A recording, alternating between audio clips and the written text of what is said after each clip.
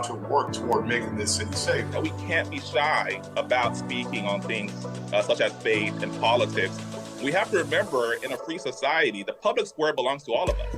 I'm not interested in North Florida looking like Orlando or Miami. I love where we live, but I think that good jobs means that people that live in this district can stay in this district. Fishing and hunting is funding a large part of your conservation projects in Florida, and we want to make sure that those are forever preserved. And the problem with this industry at this point is that they actually target our youth. You can see it in their marketing strategies where it's bright colors, fun names. And that's going to be endlessly litigated. Florida's Voice with Drew Steele.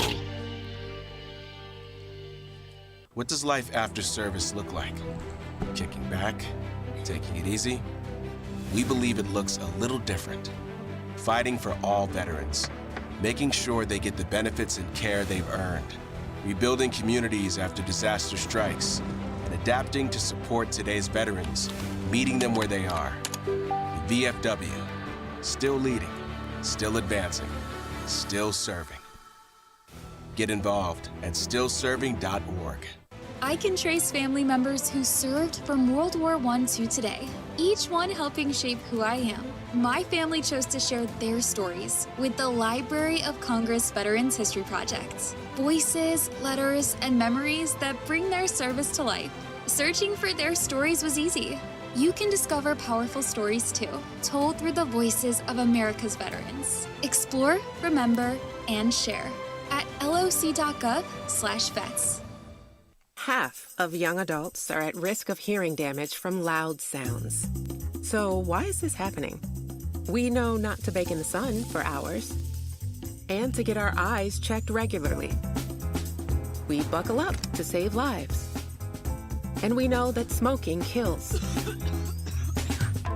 So do poor diet choices and poor life choices. But why are we so reckless with our hearing? We take hearing for granted. Hearing damage from loud sounds is permanent, but preventable. We take common sense steps for our health every day. Let's make hearing part of it. Wear earplugs. Turn it down. Give your ears a rest. Love your ears. Learn more at hearinghealthfoundation.org. Keep listening. Hey, it's Drew Steele, and I have to tell you, when my wife and I talked about getting new kitchen countertops for our house, we know who to call. Rock Solid Countertops and More, 2240 JNC Boulevard in Naples. And they have been absolutely amazing. Hugo and the team are the best. The workmanship has been absolutely incredible. The install was so easy. The process was perfect. Taking everything out, bringing the new stuff in. The quartz countertop is unbelievably beautiful, and my wife is super happy, I'll tell you. You know they have the best quality and selection of marble, quartz, granite, and a one-stop shop for all of your kitchen, outdoor, and bathroom needs. I've known it for years. I've lived in Southwest Florida 40 years. There was really only one place I was going to go. It's Rock Solid Countertops and More. I would suggest you give them a call, 596-7676. They're at 2240 JNC Boulevard in Naples. Find out what they can do for you. Countertops, cabinets, plantation shutters, they do it all. Rock Solid Countertops and More. The other day, a man called saying my electric was way past due. He threatened to turn off my power if I didn't buy a gift card to pay the bill. I said, look, fella, I wasn't born yesterday. Gift cards are for gifts, not for paying bills, and I'm sure as heck not buying you a gift. So I hung up on the crook, and my lights never went out. Know the signs of scams and leave scammers in the dust. If someone asks for a gift card as payment, it's likely a scam. A public service message from the Better Business Bureau. We all have someone we love, like the favorite lyric in our favorite song. You can't imagine life without them. Cancer screening tests can help keep the person you love around longer by detecting changes before cancer develops, or catch it early when it may be easier to treat. And many tests are available for free or are covered by insurance. It's time to sound like a broken record. Tell all your friends and family, I love you. Get screened. Visit cancer.org/getscreened to learn more. You know, a lot of times you have to choose between something high quality or something that saves you money. But if you could get both, why not? Especially when it comes to health care, and that is MediShare. You get both. Many families save $500 a month with MediShare, and that's huge. But it's also true that people wind up way more satisfied, too. The member satisfaction rate for MediShare is double that of the typical health insurance plan. Double. That's because MediShare works. It has for more than 30 years. It's a community of Christians who have shared more than $5 billion of each other's bills. People love having telehealth. They love the huge PPO network. So, yeah, really, you can save a ton and like it better. Imagine being happy with how you're taking care of your health care. So if you're self-employed or part of the gig economy, or you just want a plan you're happy with, you can call right now and get a price in 2 minutes. Here's the number. Just call 855-SHARE-40. That's 855-SHARE 40. 855-SHARE-40. Thank you for waking us all up out here, for all you do. Thank you for giving us the voice. For being out there helping keep the constitutional republic. I want to thank you for your support for veterans in the military. Educating us. Standing up for conservatism. Giving us the truth. Florida's Voice with Drew Steele. Well, it is Florida's Voice. Drew Steele is out today. It is the equivalent of Good Friday in Drew's Orthodox faith, and this is their Easter weekend. So I am happy to be here. Mike Opelka, for those of you who don't recognize my voice or my face, watching us online and listening, thank you for being here. And as I know Drew likes to say, I like to say it too, Friday-luia. Friday-luia. It is one of those weeks that it feels like we really worked and earned it this week, did we not? We worked overtime to get here today. And as such, we will try and deliver the goods to wrap up this most consequential week. I don't know about you. I am all at Twitter. I know it's 3:07 here on the East Coast, but I am all about what's happening on the West Coast later today. I know that's sacrilege to so many here in the free state of Florida, but I'm all about what's going to happen right after 8 o'clock today, East Coast time. Not 8 o'clock West Coast time, but right after 8 o'clock today, there will be a sonic boom heard off the west coast of California. A sonic boom. And that will indicate that the Artemis II craft has broken through and is returning to Earth. The Artemis II spacecraft, which circled the moon earlier this week, showed us some of the most incredible views of the moon. We haven't been there since the Apollo project, have we? No, we haven't. I know China's been sniffing around the moon. I know other nations say they want to get to the moon, but we are going back to the moon, and we should be landing on the moon in a couple of years, maybe less than a couple of years. I do know that this mission had nothing really to do with Elon Musk's work in space, but it had a whole lot to do with America getting back to the moon. And the next two missions, the next two Artemis missions, which will, I believe, take us to the moon, are Elon Musk associated missions. So I'm kind of happy about that, because I think Elon knows a thing or two about lunar missions and about rocketry, and I hope we get there. And some of you are saying, yeah, but Mike, what about all the stuff we're hearing this week about our interaction with aliens? I know I saw Matt Gaetz talking with Benny Johnson and talking about aliens breeding with humans. That was really weird. And the fact that nobody in the media picked up on it. Nobody in the media said, hold on a second. Now, it was March 31st. So the first thing I thought was, is Gaetz pulling some kind of April Fool's stunt? And I went back and looked at the video again, and I saw Benny Johnson's reaction. His eyes just about popped out of his head. So I don't think that was an April Fool's joke. And then I saw Congressman Tim Burchett talking about being briefed by a man in a uniform, a high-ranking man in uniform, who came and gave a briefing to several members of Congress talking about our interaction with aliens. And I thought, okay, are we gonna finally get the whole story?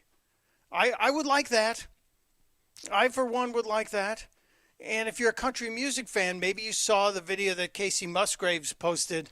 I think it was earlier today. Casey Musgraves, not somebody I would normally associate with conspiracy theories, but Casey Musgraves saying that on her flight home to Nashville that they saw 3 orbs following her jet. 3 orbs, and she talked to the pilot about it, and he said he had talked to other pilots about it. So I'm not trying to be a UFO conspiracy guy, but it's suddenly interesting to me that we are seeing a whole lot of activity and a whole lot of chatter about possibility of life outside of our planet and maybe life visiting our planet. Again, as I said, I was skeptical when it was Matt Gaetz. I don't know where you stand on Matt Gaetz. I'm not a giant Matt Gaetz fan, but I was very skeptical when I saw Matt Gaetz offering this theory about not Americans, but humans breeding with aliens. And he was saying there were people that had been taken from the lines of people trying to sneak into the country and that they were forced to breed with I'm saying, wait, how can this even be real? But when Tim Burchett talked about it, when Congressman Tim Burchett, I kind of look at that guy as the Columbo of the House of Representatives. You remember, he's always got the rumpled coat on. He's got a rumpled overcoat. He's like Lieutenant Columbo in the Columbo Mysteries. But he always speaks simple country truth. And I just wonder when we're going to get the full details of it. And then there are the reports. Saw Will Cain talking about it on his Fox show the other day, that there have been 9 curious disappearances or deaths among people in the science world related to the UFOs and the study of UFOs. So I want to know. I really want to know. Now, it was about two or 3 months ago, Elon Musk was asked about this very topic. And Elon Musk apparently said he does not believe in aliens. He does not believe that we've been contacted by aliens. Why does he say that? Well, he said he's kind of launched a few rockets in his life. He's kind of been the guy who's probably put, as an individual, definitely put more rockets into orbit than anybody else, and he gets a lot of feedback and information from those rockets. So you would think if there was something out there, they would have visited some of his satellites or maybe checked out some of his rockets. But he said no. He does not think there is life out there. So why all of this? Is it a distraction? My conspiracy theorist friends say this is a distraction. I said, from what? From the war against Iran, from the Epstein files, from the price of gas. I said, okay, stop. Stop. Because we will get to that. We will talk about all of that today. Now, today we got news, some economic news that the left is pouncing upon. Yesterday, there was a preliminary inflation report that said inflation was holding steady, pretty much steady, at 3% year over year. It's not the target number, but then we got the breakdown number today that said inflation jumped almost 1 full percentage point yesterday over the course of the last month. And that number came out this morning at 8:30. And the left pounced. I think that's the right word we're supposed to use. The left pounced on top of that knowledge, saying that, see, Trump's ruining everything. But if you work into the story here, what the real news is that, yes, this is likely temporary. This is like a blip. But this morning, after that number rolled, after the March Consumer Price Index rolled, it seems like the Democrats knew what was coming because they had Mayor Pete at the ready. Pete Buttigieg, presumed to be a 2028 candidate for the Democrats. He's going to try. He's looking real serious these days. He's got a beard and everything, mustache and a beard, kind of a Van Dyke. He's kind of machoing himself up. I think that's kind of kooky. Whenever I see a guy like Mayor Pete with a mustache and a beard, I kind of think of the little kid who's stepping into dad's shoes and wearing dad's overcoat and putting on dad's hat and and stumbling around the house pretending to be dad. But Mayor Pete's out there because he's going to be a good servant to the party, capital P, party. Going to be a good servant to the party and try and turn this on Trump and try and say, oh, look what happened. The prices are going through the roof. Donald Trump said he was going to stop all this, which, well, if we go to the internal numbers, it's a different story. But there was a little bit of a flare-up, a back and forth this morning on CNBC as Joe Kernan, who's kind of a Trump fan, went toe-to-toe with Mayor Pete over the latest inflation numbers. And last year, the president assured us that he ended their nuclear ambitions. If he wants to come clean with the American people that he failed to do that, then he has to say that before he launches a war.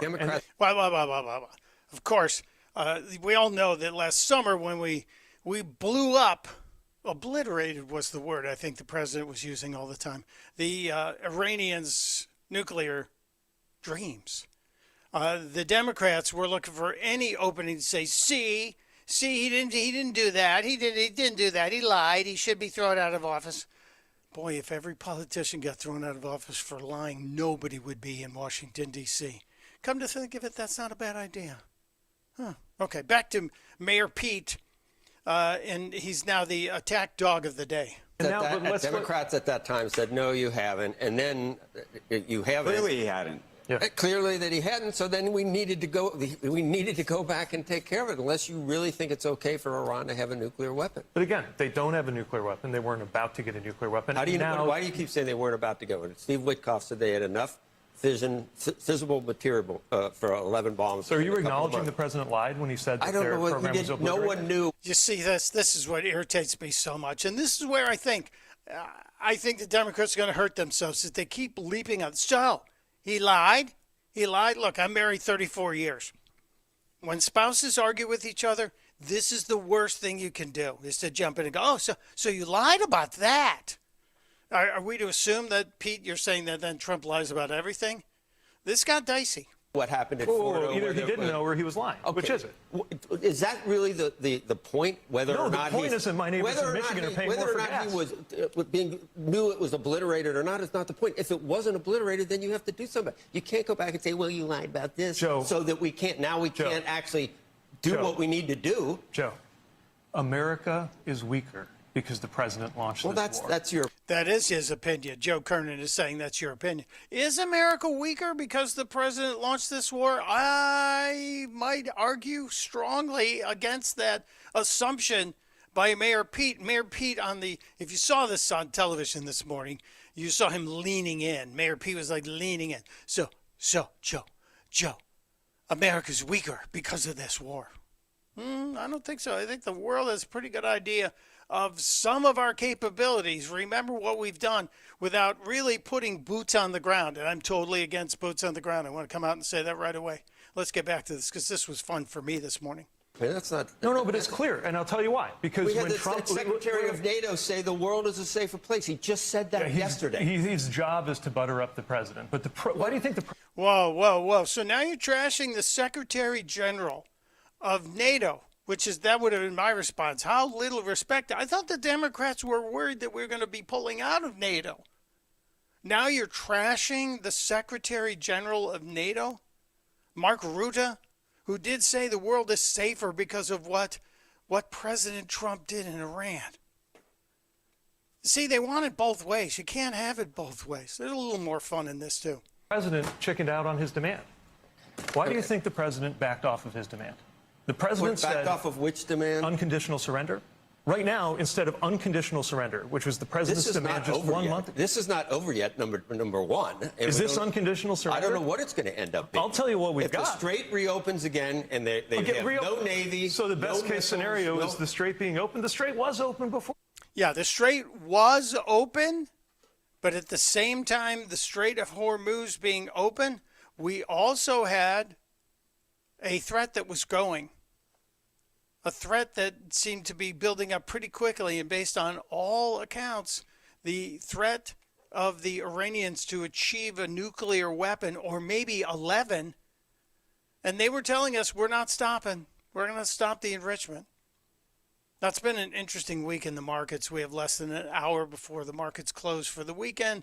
And we had that huge jump the other day. We had the huge jump on Tuesday when we went up 1,200 points, and then we went up a couple hundred the next day. We dropped a little bit yesterday, and today we were down almost 400 points.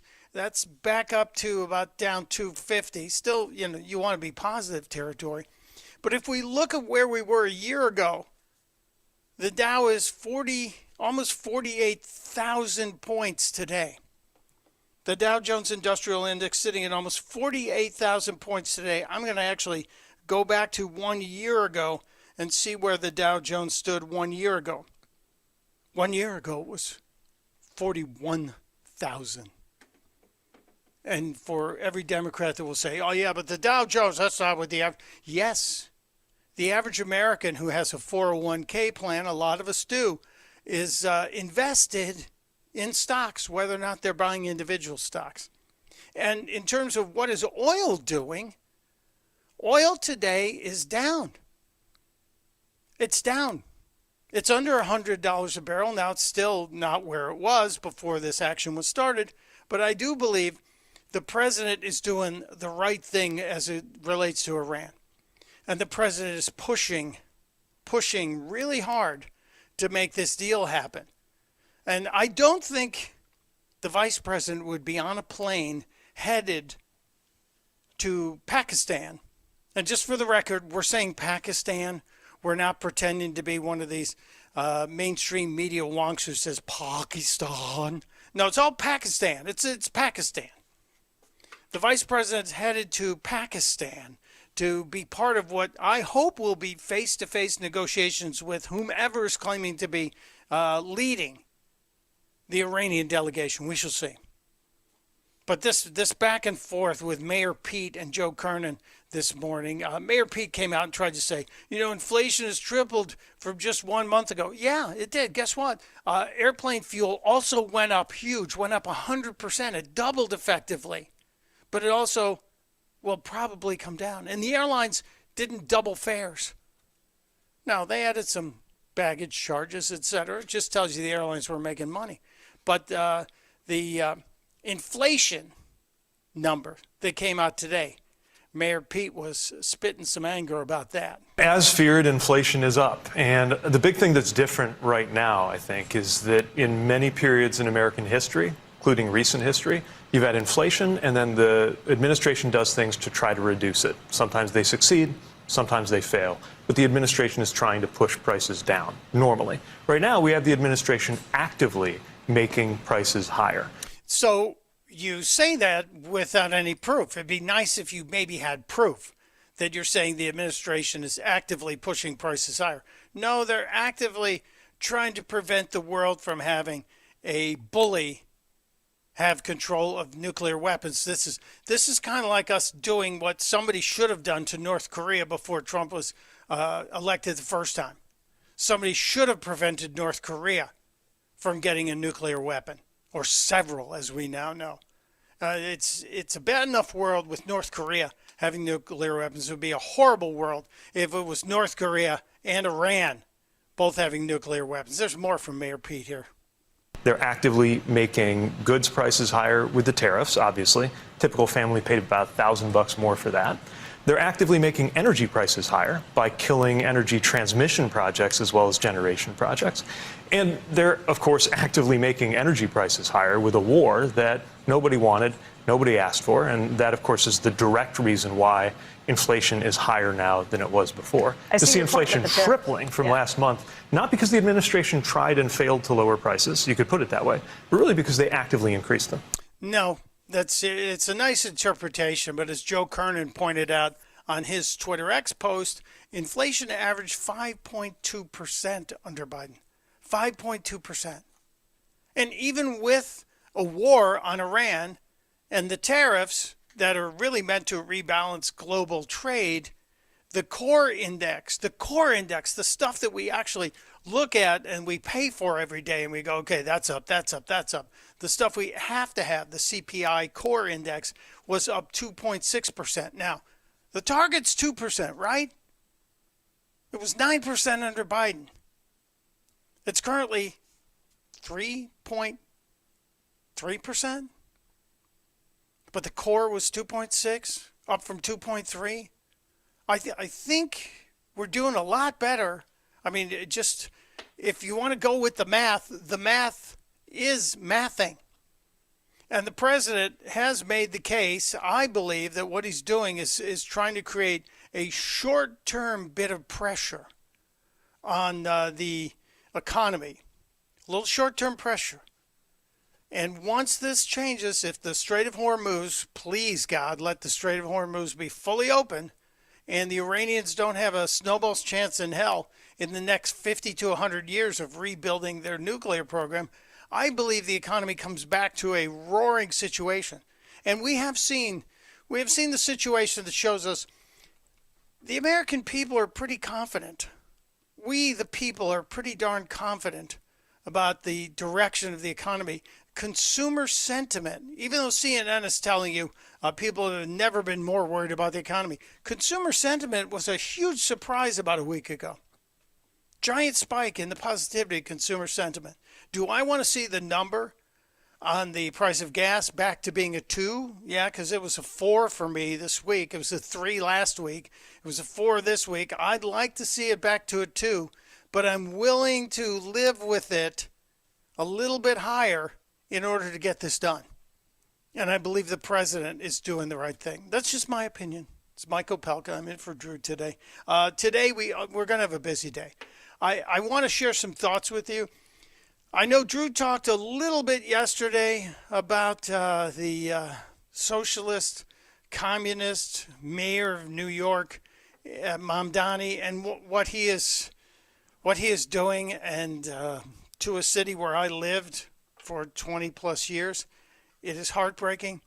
And he talked about the fact that on July 4th, when Times Square hosts a birthday party for America, a 250th birthday party, and they're going to do a ball drop like they do on New Year's Eve, Mamdani is not going to let people be in Times Square to celebrate the ball drop.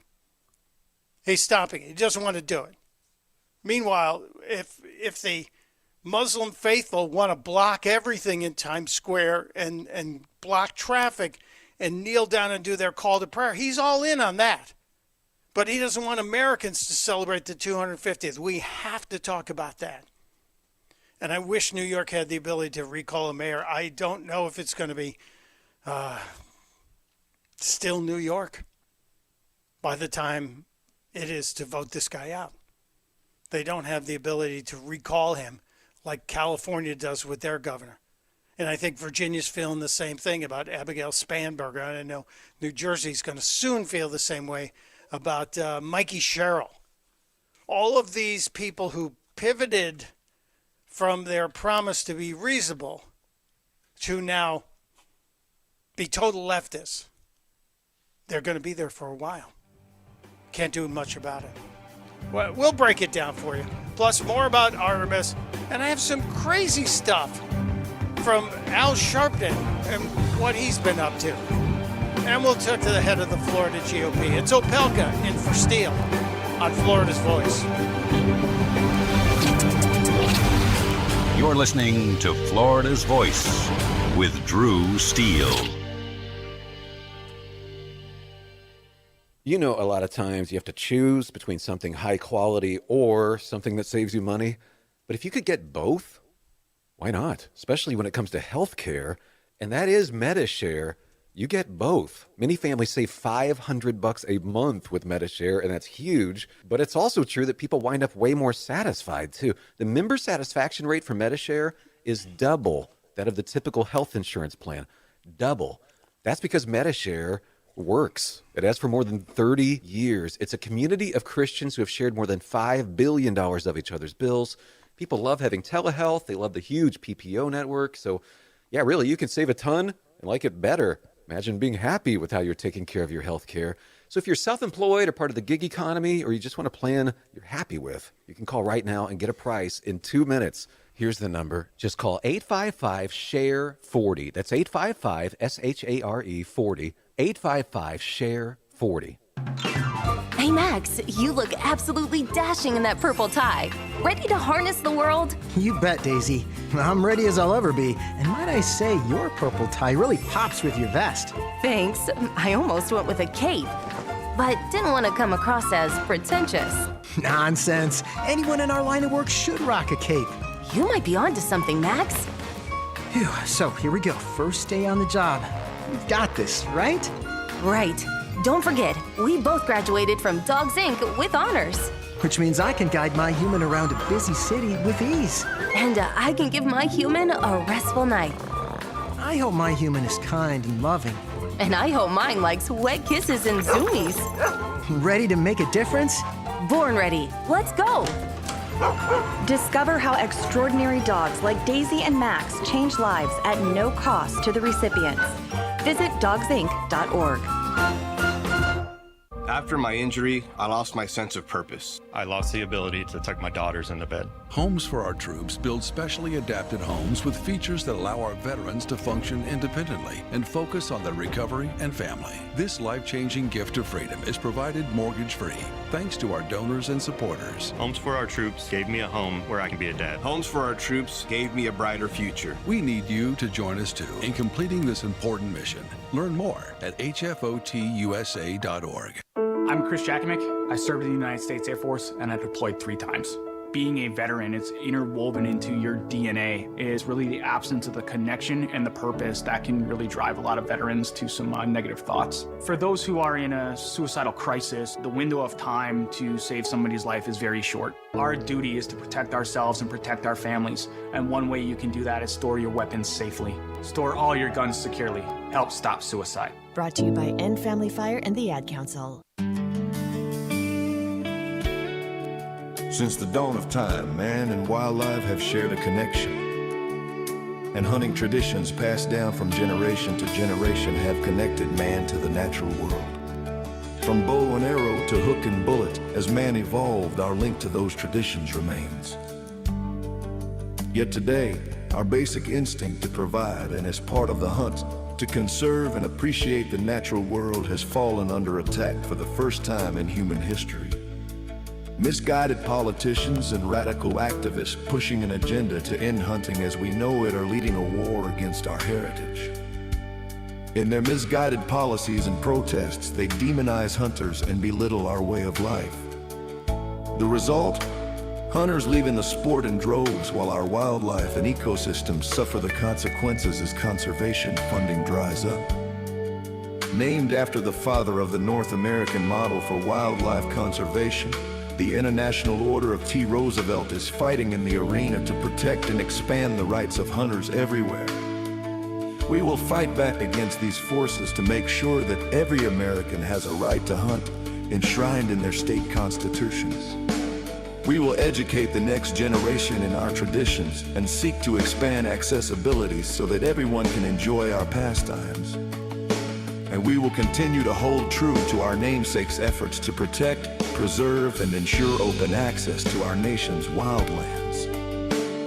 Teddy Roosevelt's vision for American conservation defines our modern hunting and conservation system. A system upheld by the idea that conservation efforts are crucial to our hunting way of life, and that hunters are crucial to successful conservation.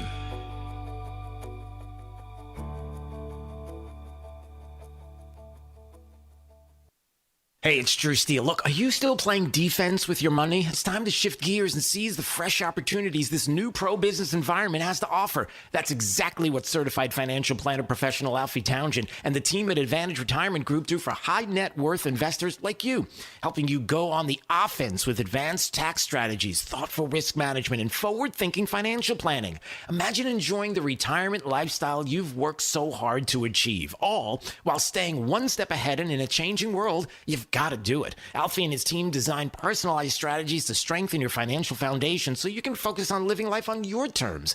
Ready to find out more? Text VISIT to 239-747-7470. Again, you can call or text 239-747-7470. Schedule your one-on-one consultation today and see how a proactive approach can help you thrive no matter what the market does next. Don't wait. Call or text VISIT to 239-747-7470 right now.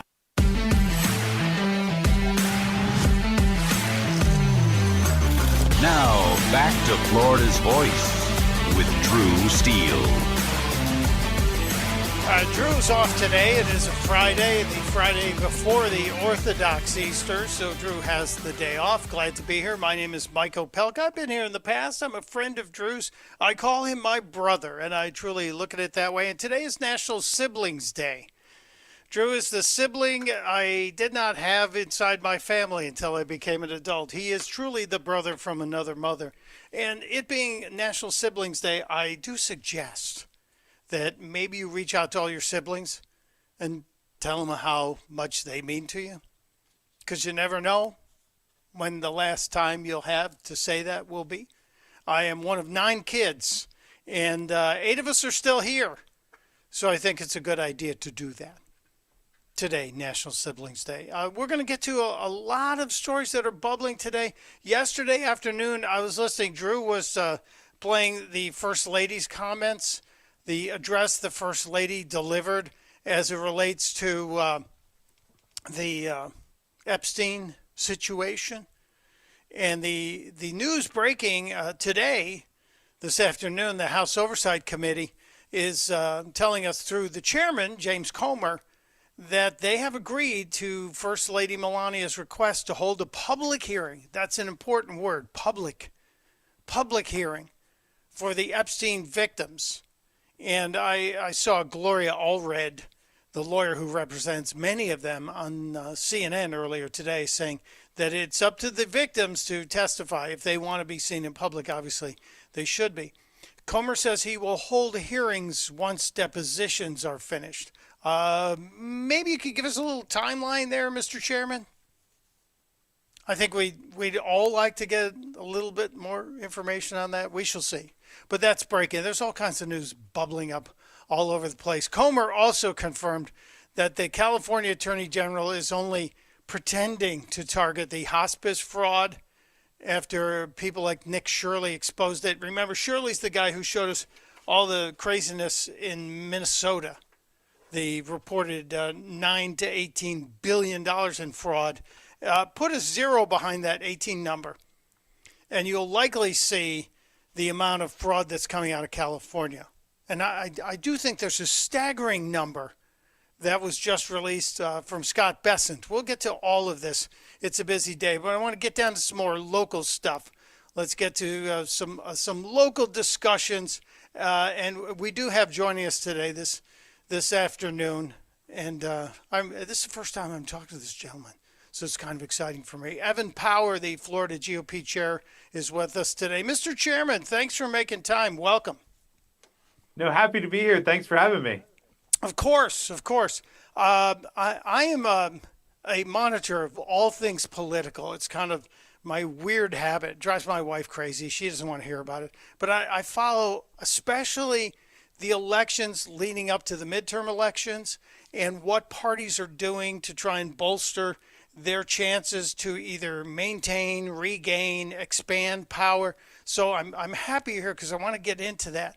But one of the first things I want to talk about is what Florida is doing with the Florida Savings Spotlight, this campaign that points out just how much better life is here in the, not just the Sunshine State, but the free state of Florida. Let's talk about this campaign. So basically, I keep hearing Democrats talk about affordability. And when you look at red states, we're far more affordable than the Democrat states. So we're highlighting California versus Florida and how much cheaper it is here to live here in Florida than it is in California. But you see that from every blue state to red state. So when the Democrats talk to you about affordability, remember, they're the arsonists who lit this economy on fire. And now they want to be in charge of the fire department. That's ludicrous. And in any Democrat-led state, their costs are far higher than in our friendly red states. I love the fact that you're calling them the arsonists who lit the fire and now want to join the fire department. You need to take a picture of Gavin Newsom, and we'll put a gas can in one hand and put a fire helmet on his head and have some fun with that. This is great, but it's true. Just in that one element of gas, the cost between California and Florida is a gigantic one, and almost enough to convince people that you could save enough money driving across the country to come here. But is there really enough to be concerned about with Californians migrating here? Aren't there some close by states that we worry about as well? Well, we don't want everyone to come here if they don't share our values. But what we found during COVID and the years afterwards is that people who are coming to Florida want what we're selling. They want the freedom. They want the responsibility. They want the economic benefits. So we're bringing Republicans here. We're about to pass 1.5 million registered voter advantage here for Republicans in Florida. And it's a great place to live if you're a conservative and you love freedom. But if you're not one of us, maybe check in on the borders of some of your friendly states like New York and California. You can stay there. The interesting thing to me is we're actually seeing states, Evan Power, that are trying to keep people with money from leaving. And they're worried they're going to lose all this tax revenue. And I wonder if they're judging people based on their bank balance, or are they checking political affiliation? Because I wonder if they're saying, okay, you're worth $1 billion, but you're red. You have to stay here unless you pay a toll. In a way, they're kind of acting like the Iranians in the Strait of Hormuz. Yeah, we'll let you go, but you're gonna have to chip in a little bit to get past us. It is crazy to me. Have you guys noticed? I know you said that 1.5 million registration advantage. Where are we at with engagement? Because I want to relate this to another topic as well. But how are you feeling about the state's engagement from registered Republican voters? I've never felt better about where we are as a grassroots movement. I strongly believe we've built the strongest grassroots movement in America. We have the best state party in America. We have people out there registering voters every day. That's why we get to a 1.5 million voter advantage, is because we have people out there registering voters at gun shows, at county festivals, and we've empowered our county RECs to do that, and they've delivered. Well, that's good. That is good. I was an early adopter of the Scott Pressler registration wave years ago. We started going to gun shows in Pennsylvania. We started knocking on doors in Democrat neighborhoods. And I'm happy to hear that you guys are still staying active. Because the one thing I worry about is complacency. One of the huge things that always concerns me is we're like, okay, we got the House, we got the Senate, we got the White House. This is a shoo-in. But look, we're a 7 months away from the most important midterms in my life. And it's a very long life. I've seen a lot of midterms. And I'm terrified that we're going to not show up for this. So the registration is one thing. How are we going to make sure that we build that energy to a peak to get people to the polls in November? I know it's a long ways away, but these are the things that I think, these are things that keep me up at night. So here in Florida, I can speak to, we've built the greatest turnout operation that I think this country's ever seen. We're going to turn out our voters. I believe it is the most important midterms because we have to deliver for President Trump. He needs to be a 4-year president, not a 2-year president. And these midterms will determine that, because I promise you, the Democrats will vote to impeach him on day one. And they will destroy the things that he's given to this country in policy-wise, and they will slow his agenda moving forward. And that's why we must win this midterm and fight for him every day. Well, to that end, Evan Power, one of the things that worries me is the Ashley Moody-Vindman race. And looking at the numbers, the latest polling numbers shows that Vindman is within reach of Ashley Moody. And this is a state that President Trump won by double digits. And we're down to middle single digits in terms of an advantage.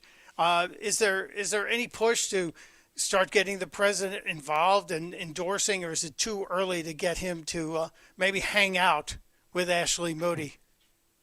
So the president's endorsed Ashley Moody. We have endorsed her from the Republican Party of Florida. I don't believe that polling. Even Democrat consultants threw salt on that poll because it used recollection of voting in the past, not registered voter status. So I don't think that's true. What I will tell you about Ashley Moody, she's been a gigantic fighter for the America First agenda in D.C. She's delivered for President Trump. And she's always, when she's appeared on the ballot, been one of the top vote getters we've ever had in the state of Florida. So I think that will continue. Obviously, I think Democrats are trying to say things are in play. And for me, it's a flashback to 2 years ago when they told me Florida was in play. We won the state by 13 points for Donald Trump. We won. We let Rick Scott go to bed before midnight for the first time in his life in an election. So I think we're going to have similar big wins in November. And I think a lot of this is trying to bring money here to Florida to be competitive. But we're ready. We're raising money every day. We're building out every day. And I wish the Democrats would come spend all their money in Florida, because it means we're going to win a lot of places around the rest of the country. See, that was my question. Now, we know that nationally the GOP has a massive advantage of in terms of money. There is a gigantic difference between GOP money and Democrat money. But there also are possibilities that you're going to see out-of-state money, unaffiliated officially with the party, come pouring into the state. Do you have any idea how much money the Democrats are looking to funnel here? Do they? Because if they believe it, they will swamp the media in the state with all these ads for Vindman, and they will buy up every available piece of billboard real estate, radio and television ads. Do you guys have any idea? Are you able to check out the pre-buys ahead of the fall? Yeah, they're not buying yet, and I don't think they will. I think this is a lot of noise right now to say Florida's in play, because that helps them raise money. Because Florida has been Democrat fool's gold for a number of years, and I welcome them to continue to do that. But I don't think they have the money to spend here. And I think even if they do, it's money they're going to take out of other competitive states. And I welcome them, because we're willing to meet them on the battlefield here and win.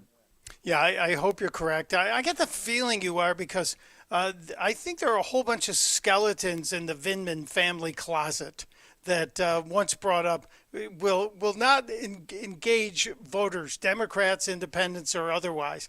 And I'm hoping this is a Trump-sized trouncing for Ashley Bodie. To the fact that he betrayed the president, betrayed our country. Yep. This is a state that voted for the president by 13 points. They're not going to vote for someone who undermined the president and betrayed the president and betrayed our trust. Excellent. Well said, Evan Power, Florida GOP chairman. Thank you for making time for us. And let's put up that I think we need a wall around Floribama to say, California, no go. Just like we're stopping the Chinese cars from coming in from Canada, we need to stop the Californians from breaching the wall. But thank you, sir. God bless. Thank you. And there he goes. Very interesting. Yes, the Vindman story is one that I think more has to be said about the personal nature of the Vindman family and how they did betray the president and the country. Because the Vindmans, that's what I call them, because they're like the Winklevoss twins for me. They're just not people I trust. And the party thought they had a good idea here. I do believe the Senate is still a pretty strong chance for the GOP to hold serve, if not expand. And it's the House where we're going to have a whole lot of trouble going forward. We will see what happens. But as I said, the 6.5, 7 months until the midterm elections, that is a lifetime away from where we are today. I mentioned it earlier. I have to have some fun with it, because we do have to have fun on the show today. The craziness that comes out whenever Al Sharpton is in public. I want to break this down. I'm going to need some time, but I need to wet your whistle on this. Al Sharpton, I never call him Reverend. I always pause because I don't want the word Reverend and Al Sharpton to be that close together in the same sentence, because I do not consider him a man of the cloth. He is a man of the grift. And I've followed this guy's career since the 80s, when I saw him become this rising star and this super grifter. And he holds something called the National Action Network Convention in New York City. And it's going on right now. Tomorrow's the last day. I have to play you some of the highlights from the National Action Network from Al Sharpton. It's Mike Opelka in for Drew Steele on Florida's Voice.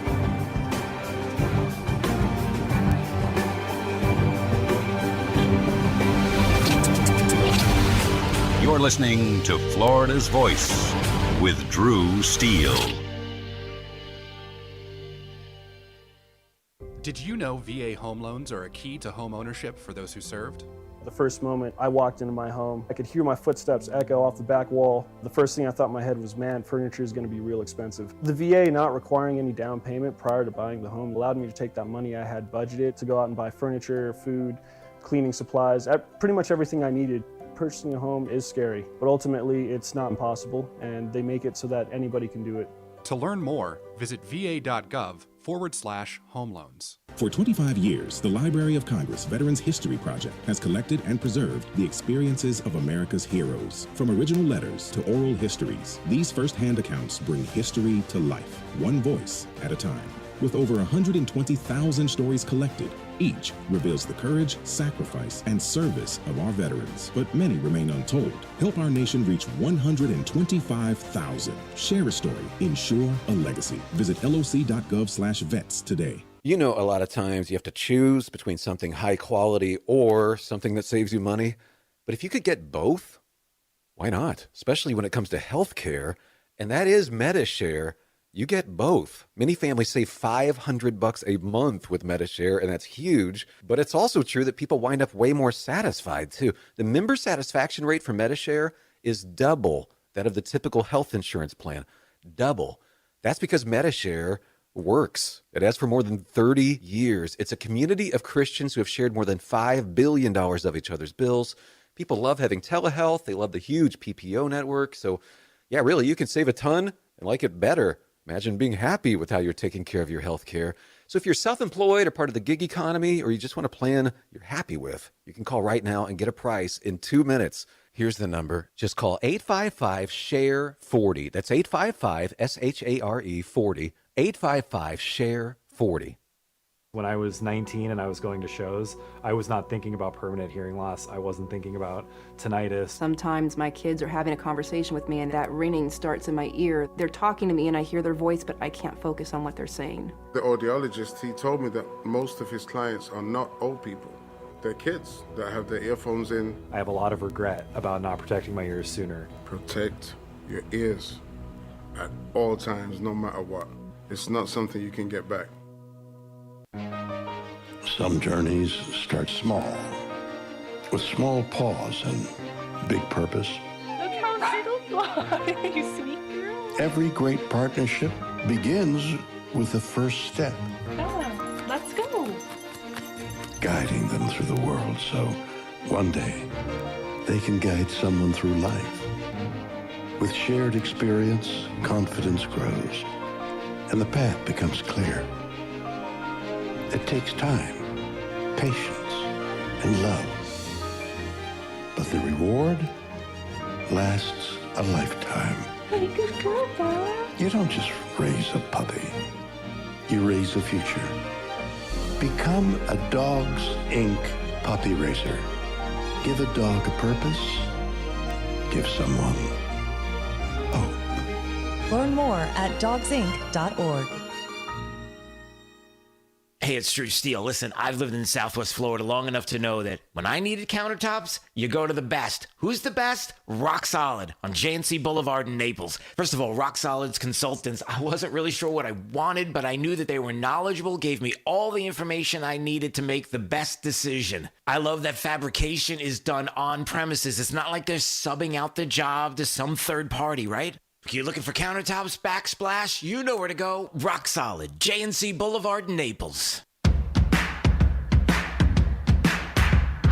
Now, back to Florida's Voice with Drew Steele. It is not Drew Steele today. It's Mike Opelka sitting in for my friend Drew Steele as he is out for the Orthodox Easter celebration. And if you are marking your Orthodox Easter, good for you. Happy Easter. I know it was a wonderful thing for us last weekend. It's always been an interesting comparison that Drew and I talk about all the time over these years. I mentioned I was going to get into the Al Sharpton story, but I need more time. I have to have a lot of time to get through some of the clips, and we're just not going to have that here because we have a short segment. So I want to pivot to a story that I think will interest you because I think we're all aware of what's going on with AI. It is moving rather rapidly. In fact, I use AI all the time to create music. I have a brain that writes songs, but I can't play an instrument. So I use it, and I see it everywhere, and I'm seeing it in places that I didn't expect to see it. And there are people who are trying to get our attention to say, maybe we need to pump the brakes a little bit and make sure that AI is A, well-intentioned, and B, correct. And this story caught my eye. A researcher invented a fake eye condition called bixinomania, and he uploaded 2 fake papers, fraudulent papers, that he said were obvious that they were fake. He uploaded them to an academic server, and then he watched as the major AI systems, the Groks, the Chats, the Geminis, all saw these papers and said, oh, this is real medicine.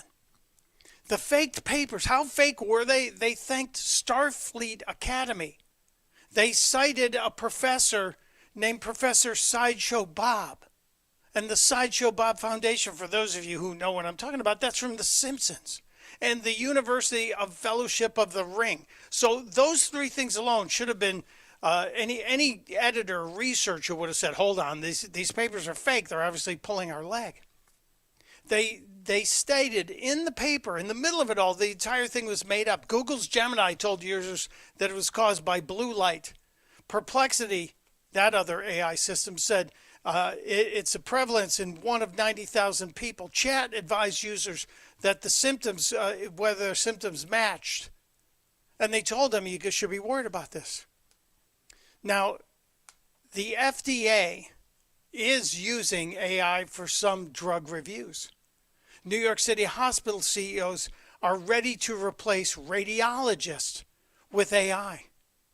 ChatGPT's Health is launching this year.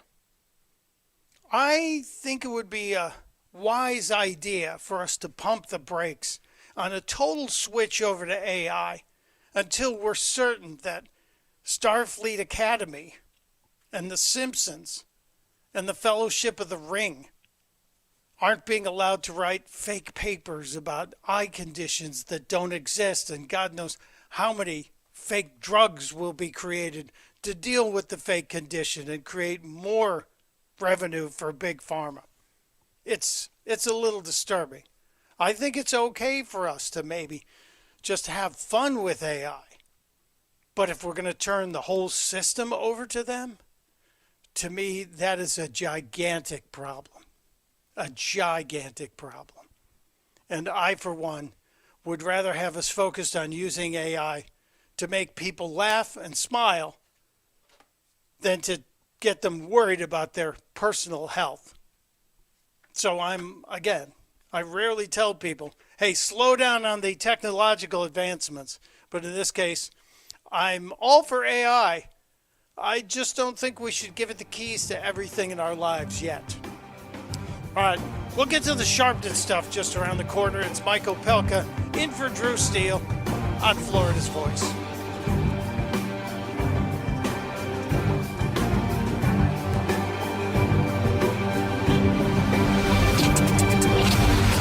You're listening to Florida's Voice with Drew Steele.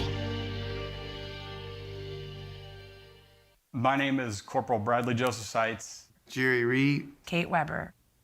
These are real veterans facing a real challenge. I have PTSD. And I have PTSD. I have PTSD. Post-traumatic stress disorder can happen to anyone, I was still in a war zone in my mind.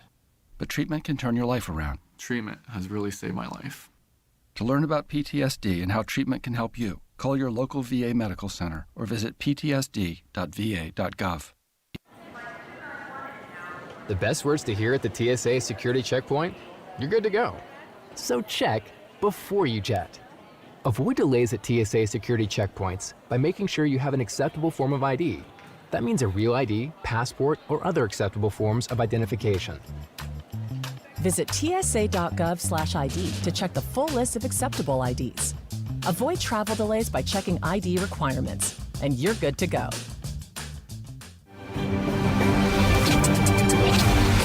You're listening to Florida's Voice with Drew Steele. Florida's Voice with Drew Steele.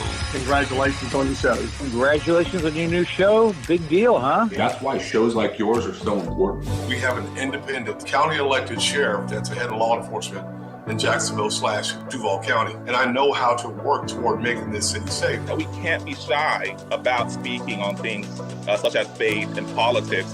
We have to remember, in a free society, the public square belongs to all of us.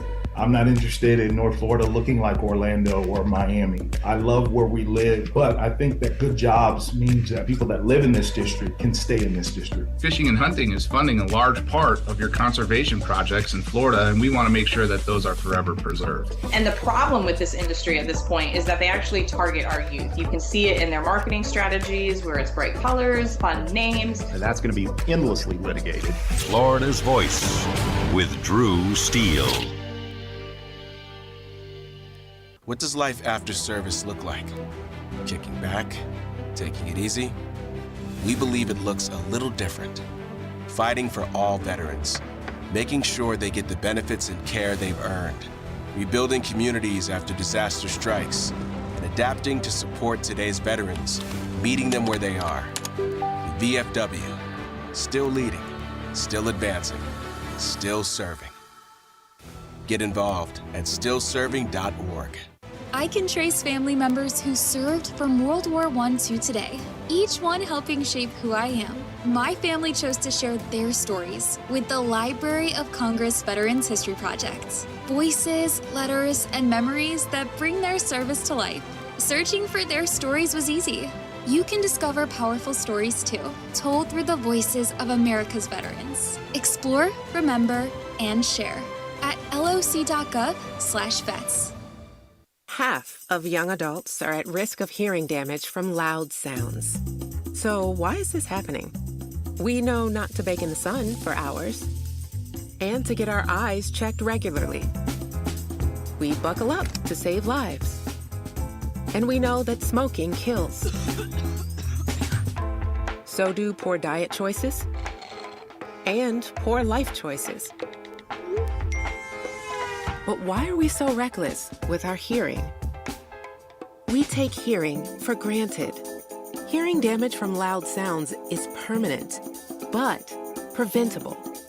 We take common sense steps for our health every day. Let's make hearing part of it. Wear earplugs. Turn it down. Give your ears a rest. Love your ears. Learn more at hearinghealthfoundation.org. Keep listening. Hey, it's Drew Steele, and I have to tell you, when my wife and I talked about getting new kitchen countertops for our house, we know who to call. Rock Solid Countertops and More, 2240 JNC Boulevard in Naples. And they have been absolutely amazing. Hugo and the team are the best. The workmanship has been absolutely incredible. The install was so easy. The process was perfect. Taking everything out, bringing the new stuff in. The quartz countertop is unbelievably beautiful, and my wife is super happy, I'll tell you. You know they have the best quality and selection of marble, quartz, granite, and a one-stop shop for all of your kitchen, outdoor, and bathroom needs. I've known it for years. I've lived in Southwest Florida 40 years. There was really only one place I was going to go. It's Rock Solid Countertops and More. I would suggest you give them a call, 596-7676. They're at 2240 JNC Boulevard in Naples. Find out what they can do for you. Countertops, cabinets, plantation shutters, they do it all. Rock Solid Countertops and More. The other day, a man called saying my electric was way past due. He threatened to turn off my power if I didn't buy a gift card to pay the bill. I said, look, fella, I wasn't born yesterday. Gift cards are for gifts, not for paying bills, and I'm sure as heck not buying you a gift. So I hung up on the crook, and my lights never went out. Know the signs of scams and leave scammers in the dust. If someone asks for a gift card as payment, it's likely a scam. A public service message from the Better Business Bureau. We all have someone we love, like the favorite lyric in our favorite song. You can't imagine life without them. Cancer screening tests can help keep the person you love around longer by detecting changes before cancer develops, or catch it early when it may be easier to treat. And many tests are available for free or are covered by insurance.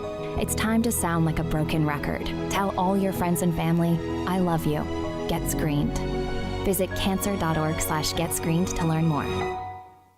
You know, a lot of times you have to choose between something high quality or something that saves you money. But if you could get both, why not? Especially when it comes to healthcare, and that is MediShare. You get both. Many families save $500 a month with MediShare, and that's huge. But it's also true that people wind up way more satisfied, too. The member satisfaction rate for MediShare is double that of the typical health insurance plan. Double.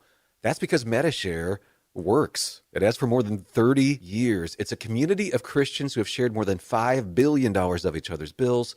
People love having telehealth. They love the huge PPO network. So, yeah, really, you can save a ton and like it better. Imagine being happy with how you're taking care of your health care. So if you're self-employed or part of the gig economy, or you just want a plan you're happy with, you can call right now and get a price in 2 minutes. Here's the number. Just call 855-SHARE-40. That's 855-SHARE 40. 855-SHARE-40. Thank you for waking us all up out here, for all you do. Thank you for giving us a voice. For being out there helping keep the constitutional republic. I want to thank you for your support for veterans in the military. Educating us. Standing up for conservatism. Giving us the truth. Florida's Voice with Drew Steele. It is Florida's Voice. No Drew Steele today, just me, Micah Opelka, sitting in for my friend. And I am sipping tea from my Space Force mug today, because I don't have a NASA mug. I know we're celebrating the return of Artemis II later today. It is just about 4 hours from right now. The people in California will probably hear a sonic boom as the sound barrier is broken, 25,000 miles an hour. And everybody keeps talking about, let's hope the heat shields hold up. I'm thinking we've done this a few times before. Didn't we have the heat shields kind of perfected? Were we on top of that the last few times we did this? That really makes me nervous that somebody's not confident in the heat shields. We'll talk more about that, because I was as a kid growing up, when I was a little bitty kid, I sat next to my grandfather as we watched Neil Armstrong and Buzz Aldrin walk on the moon live on television, and my grandfather cried as we watched it. And I said, Grandpa, why are you crying? And he was happy. He was excited. He said, I used to ride a horse to school, and now I'm looking at two Americans walking on the moon. It was powerful.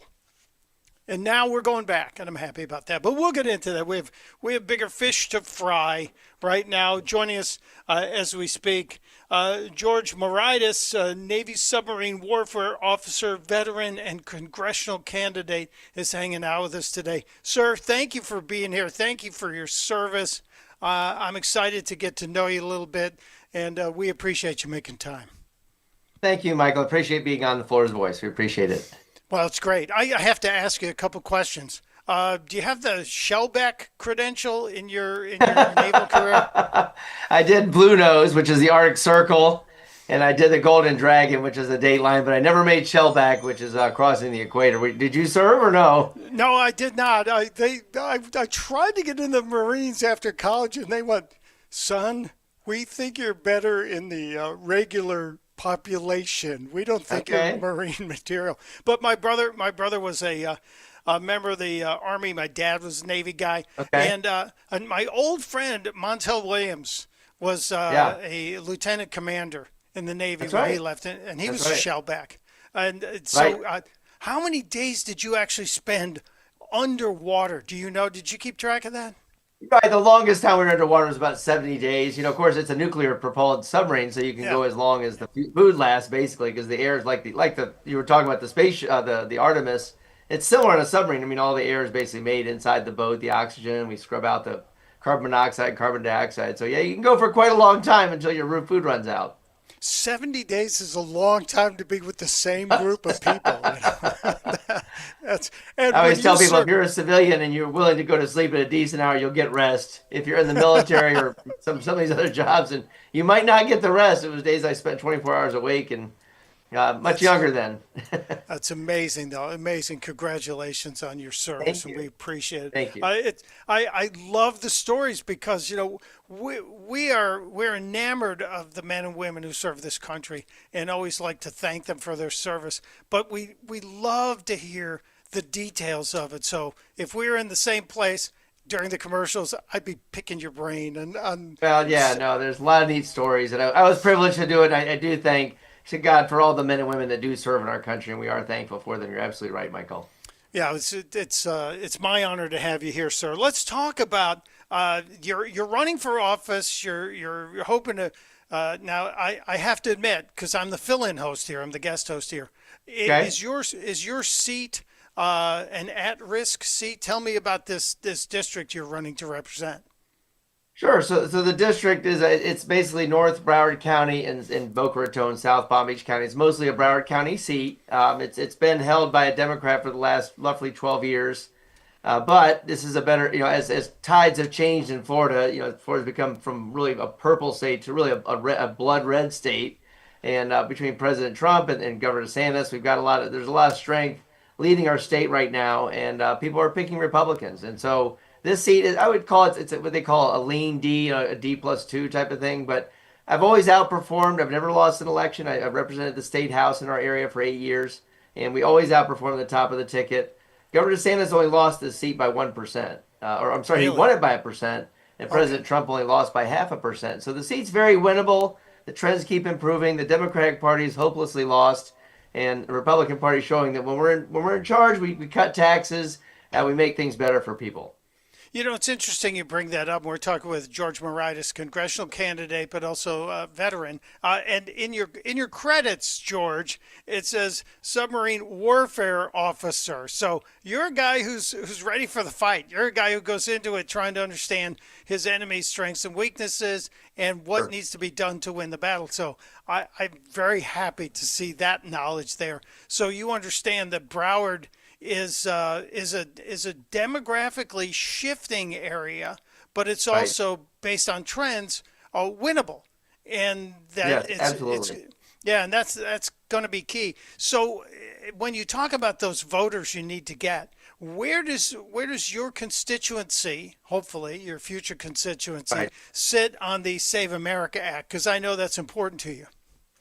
Right. Well, I would say, you know, I'm a firm believer in the Save America Act. It basically says you have to provide proof of your citizenship from birth and a driver's license to vote, and that should be common sense. And I've always provided a driver's license since I voted, and I had to, again, when I registered in high school, I provided my birth certificate. So it's just been a long time in Florida that we do things the right way. This should be a national. Elections are just too important, Michael, to leave it up to potential cheating and fraud and people voting that aren't supposed to. We still have, although there's been a lot of efforts made to deport a lot of people who are illegally present, we still have a lot of people here who are not citizens that are attempting to vote. And so it is important. It's called the Save America Act. We want to protect our democracy.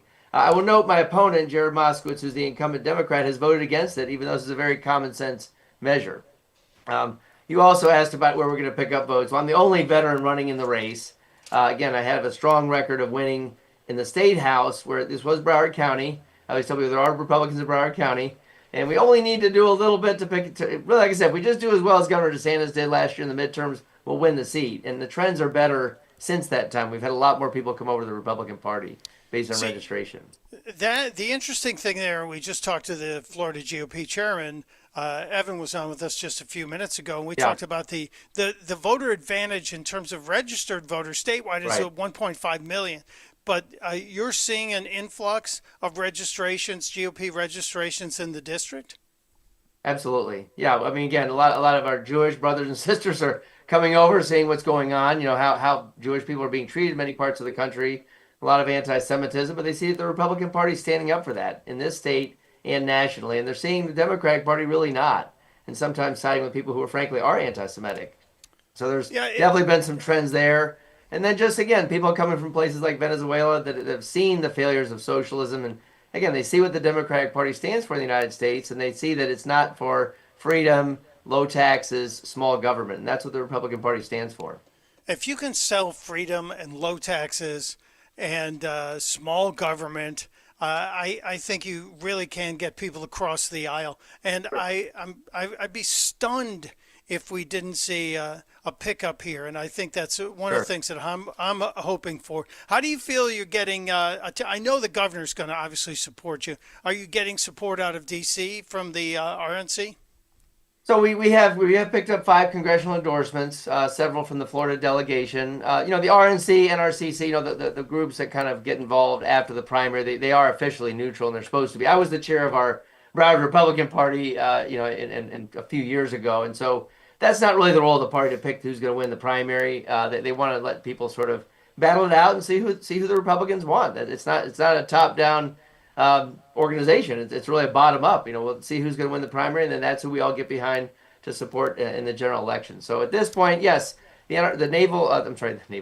National Republican Congressional Committee has said they will heavily get involved in this race, and they're already doing ads to attack the incumbent based on his record. And this is our best opportunity in Florida to pick up a seat for the Republican Party as we look to hold the majority this year.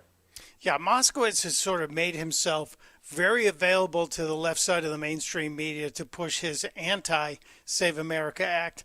And I do feel like the Republicans are finally latching on to the key element of Save America, and that is the common sense of this. Listen, in my opinion, and what am I, a talk radio guy? In my opinion, Trump was elected based on the common sense angle.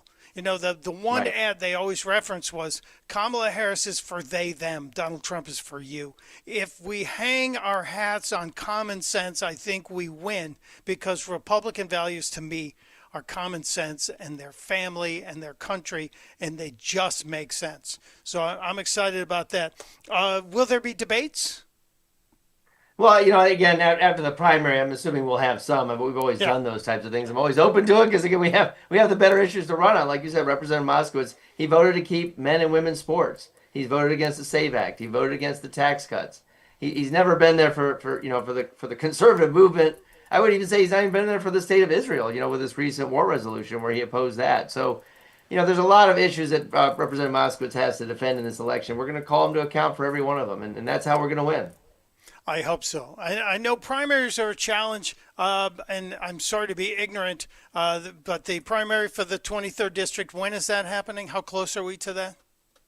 So we're about 4 months away. August 18th will be the primary date, and that's So it's coming up. We're getting ready to hit the ground running. We've been doing a lot of grassroots things. We're working on petitions, things like that, but we're getting ready to really, a lot more door knocking will get started here. Walking the neighborhoods. And getting out, doing the phone banks and all that sort of thing, making a final push for registration, and then obviously as you get out the vote here in August. Let's get the Navy out. Let's get the local Navy veterans involved in this. I like this. I hate to be a homer. Just use torpedoes, but this is a little bit different. You're right. Now, thank you. I appreciate getting your angle on all this, because I want to support common sense candidates in the discussion of how we can push any Democrat out of the House would make sense to me, and I think it makes sense to you. But I got to ask you questions. As we look at the possibility of getting into the second month of this conflict with Iran, it is a war. We're prosecuting as a war. As a guy who was involved in this kind of thinking, do you give the president A, B, C on the Department of War's plan and how they have prosecuted this engagement? Well, listen, I think the way that the men and women of the armed forces have acted have been remarkable. I mean, most recently, the rescue of the pilot. Again, we completely dominate the skies over Iran. I would say the president, is long overdue to take Iran to task and to prevent them from acquiring a nuclear weapon. I mean, it's really been 50 years in the making. And so we cannot allow Iran to obtain a nuclear weapon. I realize that may not be the popular thing to say, but, just if we can think, if they were to smuggle a nuclear bomb into Manhattan and New York Harbor and blow it up, how would we feel about the decision not to stop them? So I do want to say that. I secondarily want to say that ultimately we have to get this straight open. I don't want to see us have to go back to a hot war, but ultimately the Iranians would need to understand that we will do that to open this straight up. Well, I think the president's made that very clear in his last couple of posts on social media. And I appreciate you letting me go off the proposed topics to ask you some questions about your history is great. Your expertise is valuable. Well, yeah, Michael, I mean, I served with the Sixth Fleet. We had the Kosovo campaign, and that was about 25 years ago now. And again, it was the same thing. We had a bully, it was Serbia bullying their neighbor, killing people in their basically in their own country. And ultimately the attacks did succeed in winning a peace.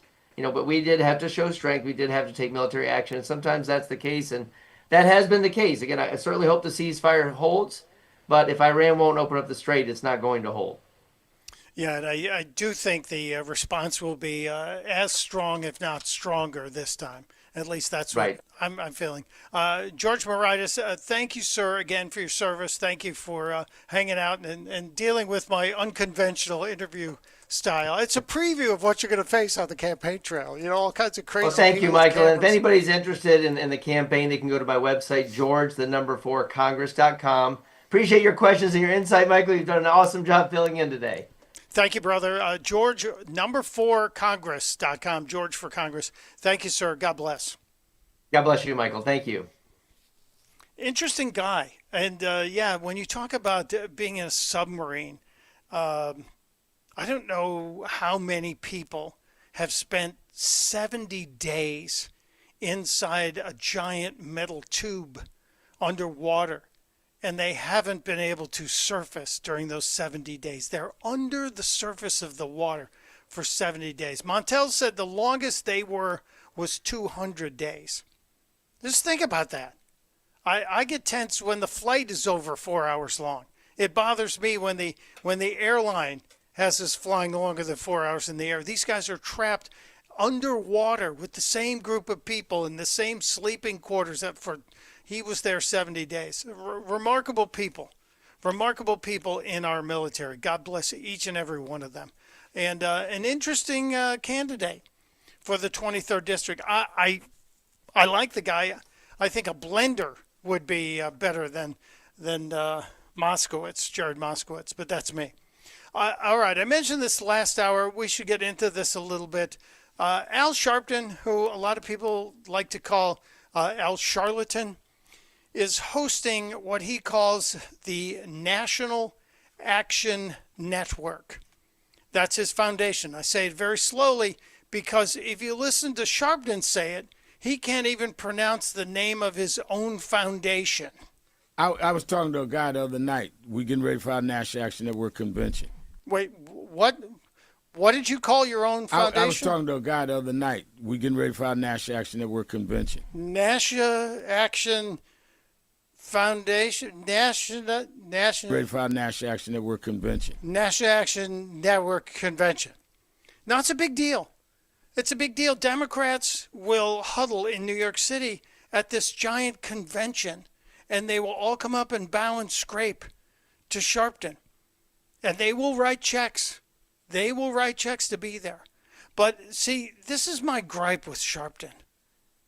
He is a grifter. I think we all know it. But when they opened the convention a couple of days ago, he did something that I think is A, unconscionable, and B, is kind of a clue in to what his next grift is going to be. Sharpton was talking about the plan, 4th of July this year, America's 250th birthday, and Al Sharpton's talking about not celebrating it.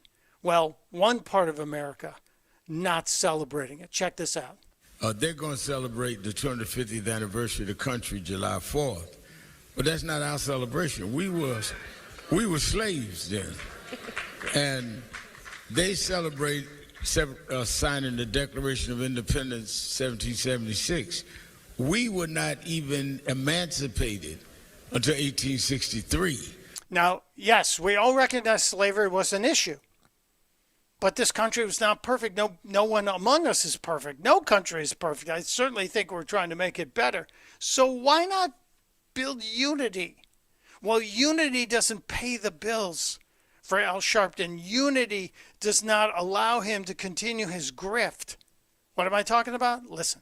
So I don't know what everybody getting ready for a celebration.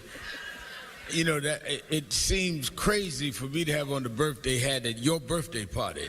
I'm going to be wearing a birthday hat at your birthday party. Yes, I have a problem with this guy not being able to speak properly. And he has a television show on MSNBC, paid millions of dollars to host a television show. It's not MSNBC anymore. I know that. It's now called MS-13 Now. That's what it's called, right?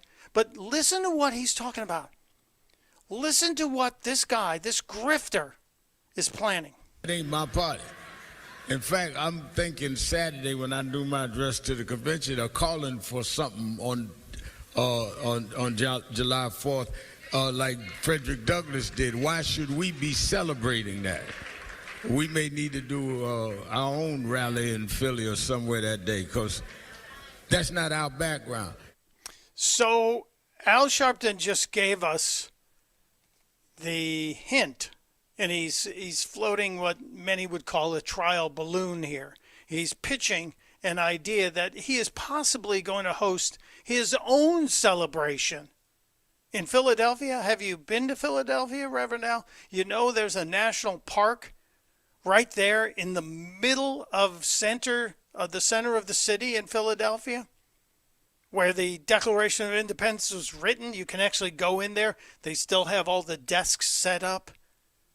You know that's kind of going to be the center of many of the celebrations in the state of Pennsylvania. I don't know what he's going to do, but I know if this guy can find a way to make money off it, he will. The grift is real. And instead of uniting the country, instead of looking at the amazing history of this country, yeah, we had flaws. Yeah, we've had problems. But yes, we have worked to overcome them. But all you're doing is looking on behalf of yourself, Reverend, using air quotes with my fingers, to try and make money off of this. It is truly disgusting. Now, the other thing that I thought was pretty funny, Sharpton yesterday had Ro Khanna, California Congressman Ro Khanna, on his event. And at the event, he introduced him. But the congressman's name is Ro, R-O, Khanna, K-H-A-N-N-A, Ro Khanna. His family history goes back to Gandhi in India. His dad worked with Gandhi, so he's been a big guy in the civil rights movement, etc. But you'd think that if you have him out for a 30-minute Q&A on your show, you would at least know how to say his name. You would think. Center in bringing and forcing out the truth of the Epstein files and the Epstein scandal. And I'm happy he broke his schedule to come to New York and be with us today. Congressman Roy Khanna of California. Wait a minute. Congressman Roy Khanna of California? Khanna comes out. He's definitely not looking like a Roy Khanna. And then they talked for 27 minutes. And I'm sure somebody at least could get in Sharpton's ear and tell him, nah, this guy's name is not Roy Khanna. His name's Ro Khanna. Here's how they ended it. Says, maybe I have something to offer and contribute with humility to our nation at this moment. Roy Khanna, Congressman Roy Khanna. I went back and listened to it several times because I thought certainly he didn't say that wrong twice. No, he said it wrong 3 times. Roy Khanna, ladies and gentlemen. I've got more from Sharpton. More from this crazy Nash Action Network. I'll share it with you. Until Pelka in for Steele on Florida's Voice. You're listening to Florida's Voice with Drew Steele. You know, a lot of times you have to choose between something high quality or something that saves you money. But if you could get both, why not? Especially when it comes to health care, and that is MediShare. You get both. Many families save $500 a month with MediShare, and that's huge. But it's also true that people wind up way more satisfied, too. The member satisfaction rate for MediShare is double that of the typical health insurance plan. Double. That's because MediShare works. It has for more than 30 years. It's a community of Christians who have shared more than $5 billion of each other's bills. People love having telehealth. They love the huge PPO network. So, yeah, really, you can save a ton and like it better. Imagine being happy with how you're taking care of your health care. So if you're self-employed or part of the gig economy, or you just want a plan you're happy with, you can call right now and get a price in 2 minutes. Here's the number. Just call 855-SHARE-40. That's 855-SHARE 40. 855-SHARE-40. Hey Max, you look absolutely dashing in that purple tie. Ready to harness the world? You bet, Daisy. I'm ready as I'll ever be. And might I say, your purple tie really pops with your vest. Thanks. I almost went with a cape, but didn't want to come across as pretentious. Nonsense. Anyone in our line of work should rock a cape. You might be onto something, Max. Phew, so here we go. First day on the job. We've got this, right? Right. Don't forget, we both graduated from Dogs Inc. with honors. Which means I can guide my human around a busy city with ease. And I can give my human a restful night. I hope my human is kind and loving. And I hope mine likes wet kisses and zoomies. Ready to make a difference? Born ready. Let's go. Discover how extraordinary dogs like Daisy and Max change lives at no cost to the recipients. Visit dogsinc.org. After my injury, I lost my sense of purpose. I lost the ability to tuck my daughters into bed. Homes for Our Troops build specially adapted homes with features that allow our veterans to function independently and focus on their recovery and family. This life-changing gift of freedom is provided mortgage-free thanks to our donors and supporters. Homes for Our Troops gave me a home where I can be a dad. Homes for Our Troops gave me a brighter future. We need you to join us too in completing this important mission. Learn more at hfotusa.org. I'm Chris Jakovic. I served in the United States Air Force and I deployed 3 times. Being a veteran, it's interwoven into your DNA. It is really the absence of the connection and the purpose that can really drive a lot of veterans to some negative thoughts. For those who are in a suicidal crisis, the window of time to save somebody's life is very short. Our duty is to protect ourselves and protect our families. And one way you can do that is store your weapons safely. Store all your guns securely. Help stop suicide. Brought to you by End Family Fire and the Ad Council. Since the dawn of time, man and wildlife have shared a connection. And hunting traditions passed down from generation to generation have connected man to the natural world. From bow and arrow to hook and bullet, as man evolved, our link to those traditions remains. Yet today, our basic instinct to provide and as part of the hunt, to conserve and appreciate the natural world has fallen under attack for the first time in human history. Misguided politicians and radical activists pushing an agenda to end hunting as we know it are leading a war against our heritage. In their misguided policies and protests, they demonize hunters and belittle our way of life. The result? Hunters leaving the sport in droves while our wildlife and ecosystems suffer the consequences as conservation funding dries up. Named after the father of the North American model for wildlife conservation, the International Order of T. Roosevelt is fighting in the arena to protect and expand the rights of hunters everywhere. We will fight back against these forces to make sure that every American has a right to hunt, enshrined in their state constitutions. We will educate the next generation in our traditions and seek to expand accessibility so that everyone can enjoy our pastimes. And we will continue to hold true to our namesake's efforts to protect, preserve, and ensure open access to our nation's wildlands. Teddy Roosevelt's vision for American conservation defines our modern hunting and conservation system. A system upheld by the idea that conservation efforts are crucial to our hunting way of life, and that hunters are crucial to successful conservation.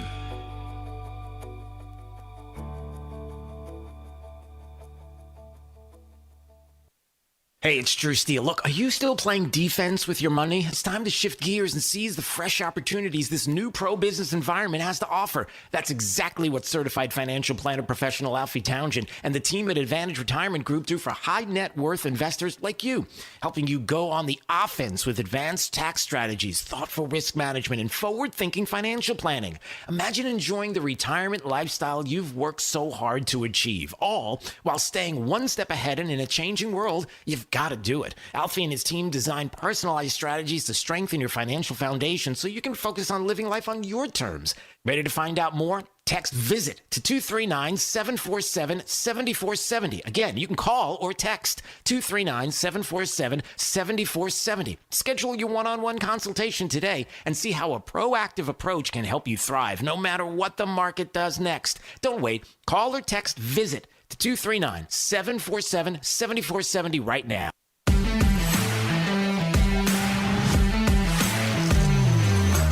Now, back to Florida's Voice with Drew Steele. It is not Drew Steele today on this Friday. It's Mike Opelka in from my buddy, my pal, my brother, Drew Steele.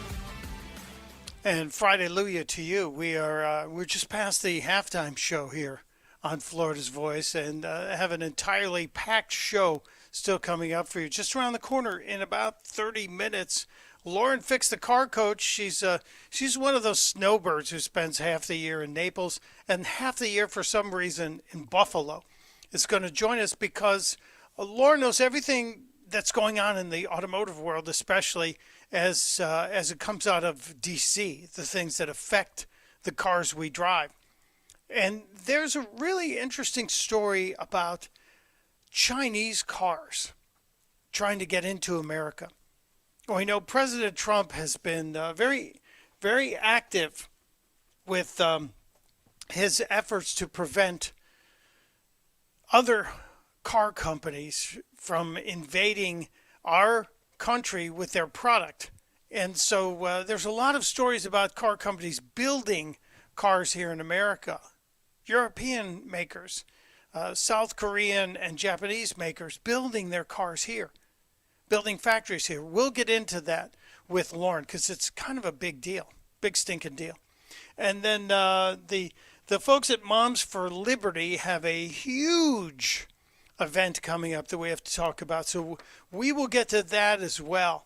So it is a very busy program today. I know the second half is always more action-packed, isn't it?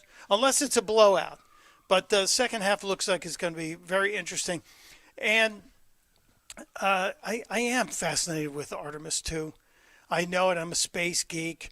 When I was a little fat kid, I watched all the Gemini launches, all the Apollo launches, and I was eating the space food sticks and drinking Tang. And so I've been a space kid since forever. So this is very exciting to me to see this return to Earth after a return to the moon. Very exciting. We didn't land on the moon, I know. All right, I want to get back to Sharpton. Sharpton the grifter. And the thing that I played before we went away to break was Al Sharpton saying that he's not going to celebrate the 250th of America this July. He doesn't want to celebrate it. And I thought, okay, I know you're going to play the slavery card, but I think it's really about him making money. I do. I think it's really. Listen to what he said at the end of that clip, in case you missed it. Had at your birthday party. That ain't my party. Right. We get it. In fact, I'm thinking Saturday when I do my address to the convention, they're calling for something on July 4th, like Frederick Douglass did. Why should we be celebrating that? Well, maybe you should be celebrating because in order to form a more perfect union, we started this 250 years ago. Is it right? Not quite. Maybe you could be part of the fix instead of separating us. I'm just saying. But I want to get back to some of the craziness that was going on at the convention, some of the things that happened at the National Action Network convention. I can say it better than the guy who created it. Can't say his own foundation's name. Getting ready for our National Action Network convention. National Action Network. Yeah, I could say it better. Don Lemon showed up, and I watched this and I thought, oh, this is interesting. Don Lemon, who got thrown out of CNN because, well, let's face it, he's not a draw. You know, in television and radio, if people aren't listening, guess what? You're gone. But I think he's pitching now. I think he's pitching to get a new job at MS-13 now. This was Don Lemon 2 days ago on the opening day of the National Action Network. I watch you guys. MS Now is doing the best job out of any network, I think, right now. So it's we're not knocking you guys, because you guys are standing in the place where journalists should be standing now. I said, you guys are under pressure that I can't even imagine right now. I used to be under, but even it's worse now. And you're doing a great job. Thank you for that, Don. Yeah, Don Lemon wants a job at MS-13 now. That was a good place for a suck up, right? He was just sucking up. It was a complete suck up from Don Lemon. He wants to work at MS-13 now. I wonder if they'll hire him. Same day, we had the always entertaining but rarely serious wannabe Speaker of the House, Hakeem Jeffries. And this is one of the things that really troubles me about the midterm elections. This is why I'm trying to be fully engaged in every race for the House that we can be engaged in for the midterms, because if we do not retain control of the House, and right now the prediction markets like Kalshi, etc., the prediction markets are saying that it's a foregone conclusion that we're going to lose the House. Now, history also says that. So historically, if you have the presidency and the House and the Senate, the voters usually say, that's too much power. We got to change that. We got to make a difference. Well, I really hope that, we win back the popularity of the president. I hope the war in Iran turns out the way the president is telling us, and then we have a chance for the economy to fully recover, get back on the track that it was on, and maybe, just maybe, keep control of the House as well as the Senate, and then Donald Trump won't have to have a disastrous final 2 years in office, because they will impeach him every week. It'll be a weekly impeachment of the president. But the guy who thinks he's going to be Speaker of the House is the very scary Hakeem Jeffries. And he was up at the National Action Network slamming Pete Hegseth. That this effort, attacking DEI, it's not a serious effort.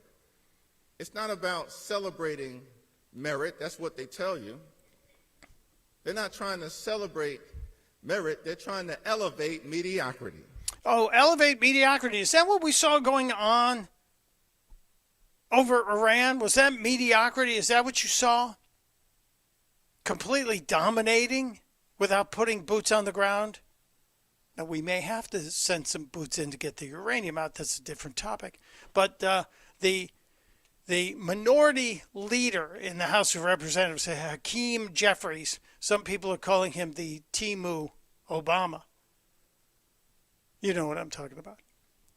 But he's saying that Secretary of War Pete Hegseth is not doing a good job because he banned DEI.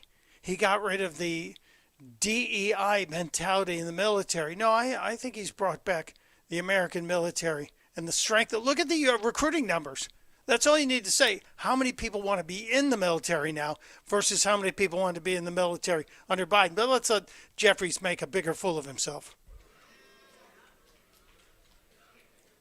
Not trying to celebrate merit, they're trying to elevate mediocrity. Here's how we know that's the case. How? Just look at who they put in charge of the attack on DEI.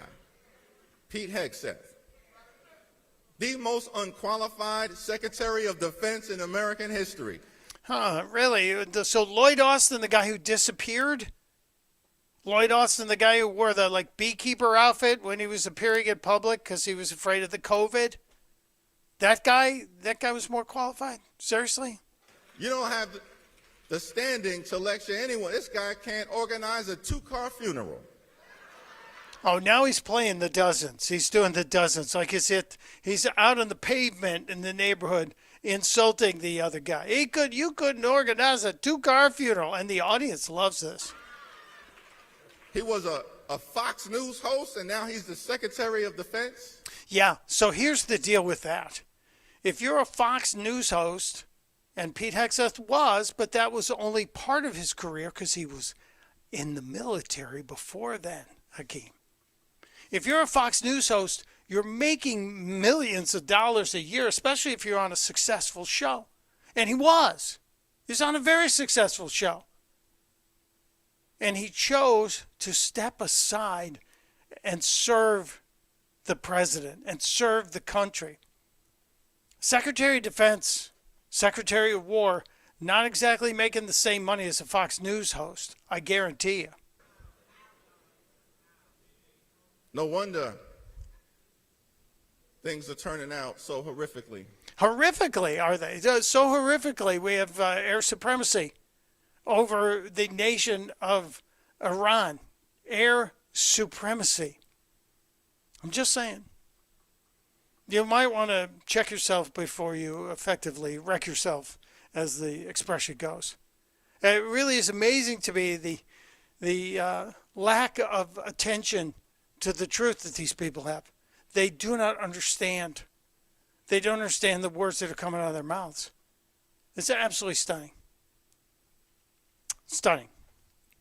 I do want to share some of the other things that happened at the National Action Network convention, because to me it's amazing. Now, Kamala Harris appeared. The former vice president who was anointed to be the candidate to run against Donald Trump after Joe Biden had to step down. Kamala Harris was there, and she was doing what Kamala Harris always does, and that is say cringy things.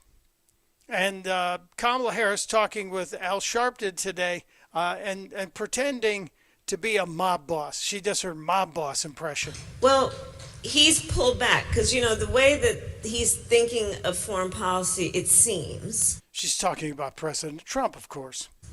Is when he talks about America first, it's to withdraw from these relationships and these connections. And then he kind of acts like a mob boss. So then he's kind of like, well, you know, you take Eastern Europe, and I'll take the Western Hemisphere. Are you kidding me? I mean, did we ever dodge a bullet? She could have been the president, but for a few key states, she could have been the president. And then you over there, you get Asia. And we'll just divide it up. Right? Instead of understanding historically, America has always been about our global leadership, imperfect though we have been. Yeah, we all know we are imperfect, but another admission that the Democrats are all about globalism. Yeah, that kind of feels like that was her confessing. And I got to play one more clip before we go to break. I wonder if anybody gave Kamala a breathalyzer before she went up on stage with that microphone this morning. Your openness to talk to the American people, as I said in introducing you, you and I go back over a quarter century. Yes. And if there's anyone that has had open communication, is you and I. Mm-hmm. So are you going to run again in 28? Now, of course, he had asked that question because she wanted him to, but listen to her answer, because this is very telling, and I also think she might have been drinking. So, here, okay, I tried to be subtle, but I just figured I'd go right at it. Well, that's as subtle as Reverend Al Sharpton could ever be. If she were slurring like that and this were a traffic stop, I would immediately go and get the little mini breathalyzer, and we'd make sure we got a reading before we let her get back in the car. I'm just saying. Kamala Harris, sounding like maybe there was alcohol in the green room at the National Action Network. Am I wrong? We need to save clips like this because 2028 will be here before we know it. And, she's going to be a candidate. Mayor Pete's going to be a candidate. Gavin Newsom's going to be a candidate. And we have to make sure all of the gaffes, all of the silliness is on display in campaign ads. I do believe her appearance in Trump's campaign ads is what made it happen for President Trump. I'm going to take a break. We'll be back with more of the silliness from the Democrats gathering under Al Sharpton at the National Action Network. What was that, Madam Vice President? We love you for many things, but not being subtle. Listen, I might too. It's Mike Opelka in for Drew Steele on Florida's Voice.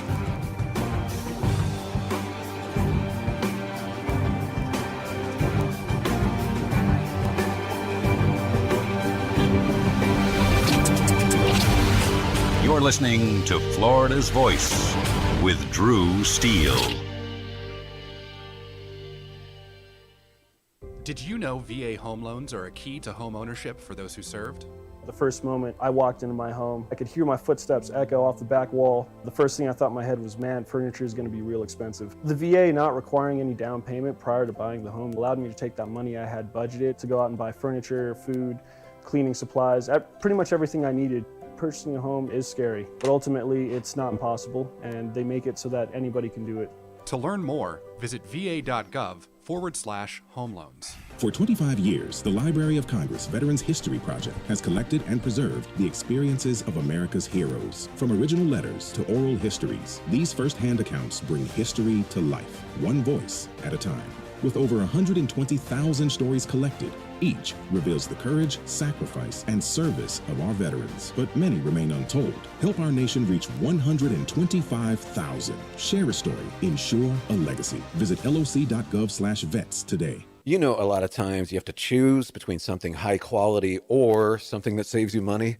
But if you could get both, why not? Especially when it comes to health care, and that is MediShare. You get both. Many families save $500 a month with MediShare, and that's huge. But it's also true that people wind up way more satisfied, too. The member satisfaction rate for MediShare is double that of the typical health insurance plan. Double. That's because MediShare works. It has for more than 30 years. It's a community of Christians who have shared more than $5 billion of each other's bills. People love having telehealth. They love the huge PPO network. So, yeah, really, you can save a ton and like it better. Imagine being happy with how you're taking care of your health care. So if you're self-employed or part of the gig economy, or you just want a plan you're happy with, you can call right now and get a price in 2 minutes. Here's the number. Just call 855-SHARE-40. That's 855-SHARE-40. 855-SHARE-40.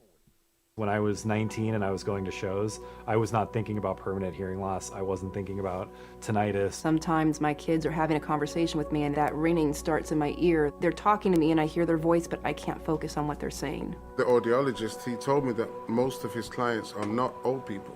They're kids that have their earphones in. I have a lot of regret about not protecting my ears sooner. Protect your ears at all times, no matter what. It's not something you can get back. Some journeys start small, with small pause and big purpose. Look how little fly, you sweet girl. Every great partnership begins with the first step. Yeah, let's go. Guiding them through the world so one day they can guide someone through life. With shared experience, confidence grows, and the path becomes clear. It takes time, patience, and love. But the reward lasts a lifetime. Hey, good girl, Dad. You don't just raise a puppy. You raise a future. Become a Dogs Inc. puppy raiser. Give a dog a purpose. Give someone hope. Learn more at dogsinc.org. Hey, it's Drew Steele. Listen, I've lived in Southwest Florida long enough to know that when I needed countertops, you go to the best. Who's the best? Rock Solid on JNC Boulevard in Naples. First of all, Rock Solid's consultants, I wasn't really sure what I wanted, but I knew that they were knowledgeable, gave me all the information I needed to make the best decision. I love that fabrication is done on premises. It's not like they're subbing out the job to some third party, right? If you're looking for countertops, backsplash, you know where to go. Rock Solid, JNC Boulevard in Naples. Now, back to Florida's Voice with Drew Steele. Drew Steele is out today. It is Friday. Friday-luia to you. My name is Mike Opelka. If you've been here before and followed Drew for years, maybe you recognize me. I am a talk radio guy. Been doing talk radio around the country for decades now. And the Wall Street Journal called me America's talk radio guest host. I'm kind of like Cato Kalin. I'm in the pool house of every talk radio station around the country. And if you're curious about my story selection, the crew here at Florida's Voice does a great job, as well as we comb every day. Drew and I compare notes all the time. We comb for stories, and I post mine at pureopelka.com. I post a website with the story selection that I think would make an interesting show. And then usually it does. I end up somewhere. So I'm here. Around the corner in the third and final hour of the show today, as we wrap up the week, we are going to talk with Lauren Fix, the car coach, as I said. Full disclosure, she is a friend of mine. She is a journalist in the automotive world, somebody I respect greatly, somebody who knows everything about cars. And there's a real interesting push by China to try and break into the American car market. A gigantic push. And President Trump and his team are apparently going to be able to block it. Remember, China was building a massive factory in Mexico, and President Trump managed to stop that. So we'll talk with Lauren about that, as well as a couple other breaking stories about the automotive world, because it's something that I think everybody can relate to. We all have cars, ride in cars, drive cars, whatever. And I want to talk about some of the self-driving things, because I never want to have the car doing all the work. I enjoy driving. But I have a brother who lives in Palm Coast who swears by his Tesla with self-driving mode. And he uses it all the time. It would drive me crazy. Literally drive me crazy. And then at the end of the hour, we're going to talk to Tina Diskovich from Moms for Liberty about their big events. You want to be a part of that. And I also want to make a point about something I think is very concerning for this country.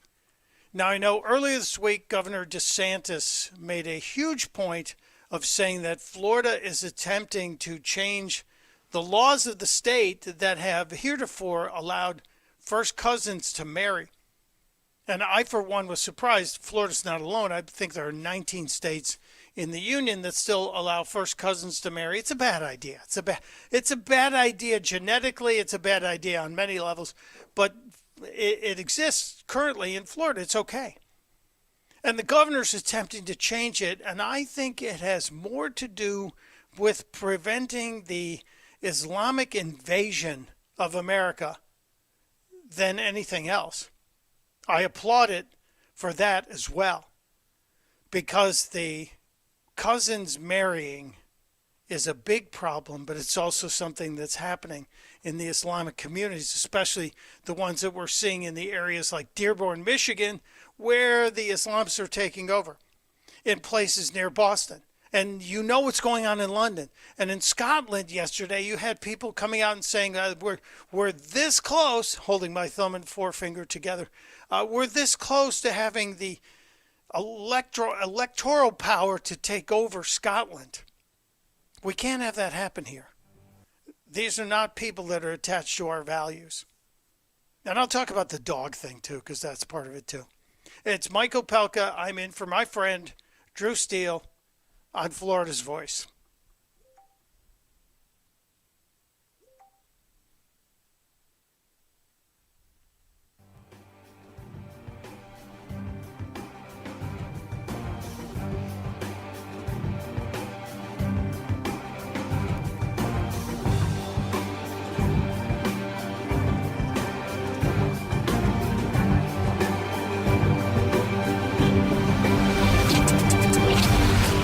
You're listening to Florida's Voice with Drew Steele.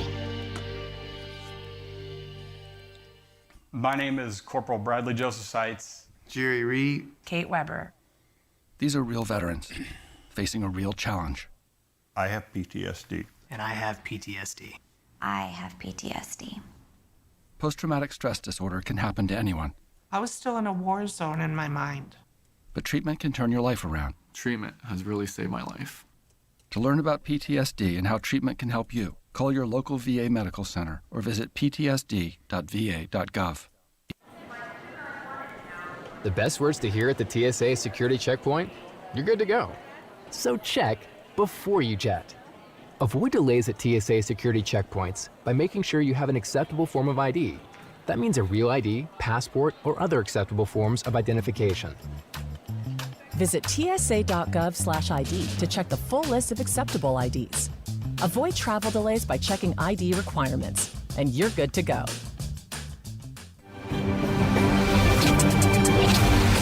You're listening to Florida's Voice with Drew Steele.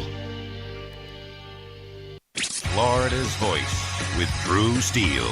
Congratulations on your show. Congratulations on your new show. Big deal, huh? That's why shows like yours are so important. We have an independent county elected sheriff that's head of law enforcement in Jacksonville/Duval County. And I know how to work toward making this city safe. We can't be shy about speaking on things such as faith and politics.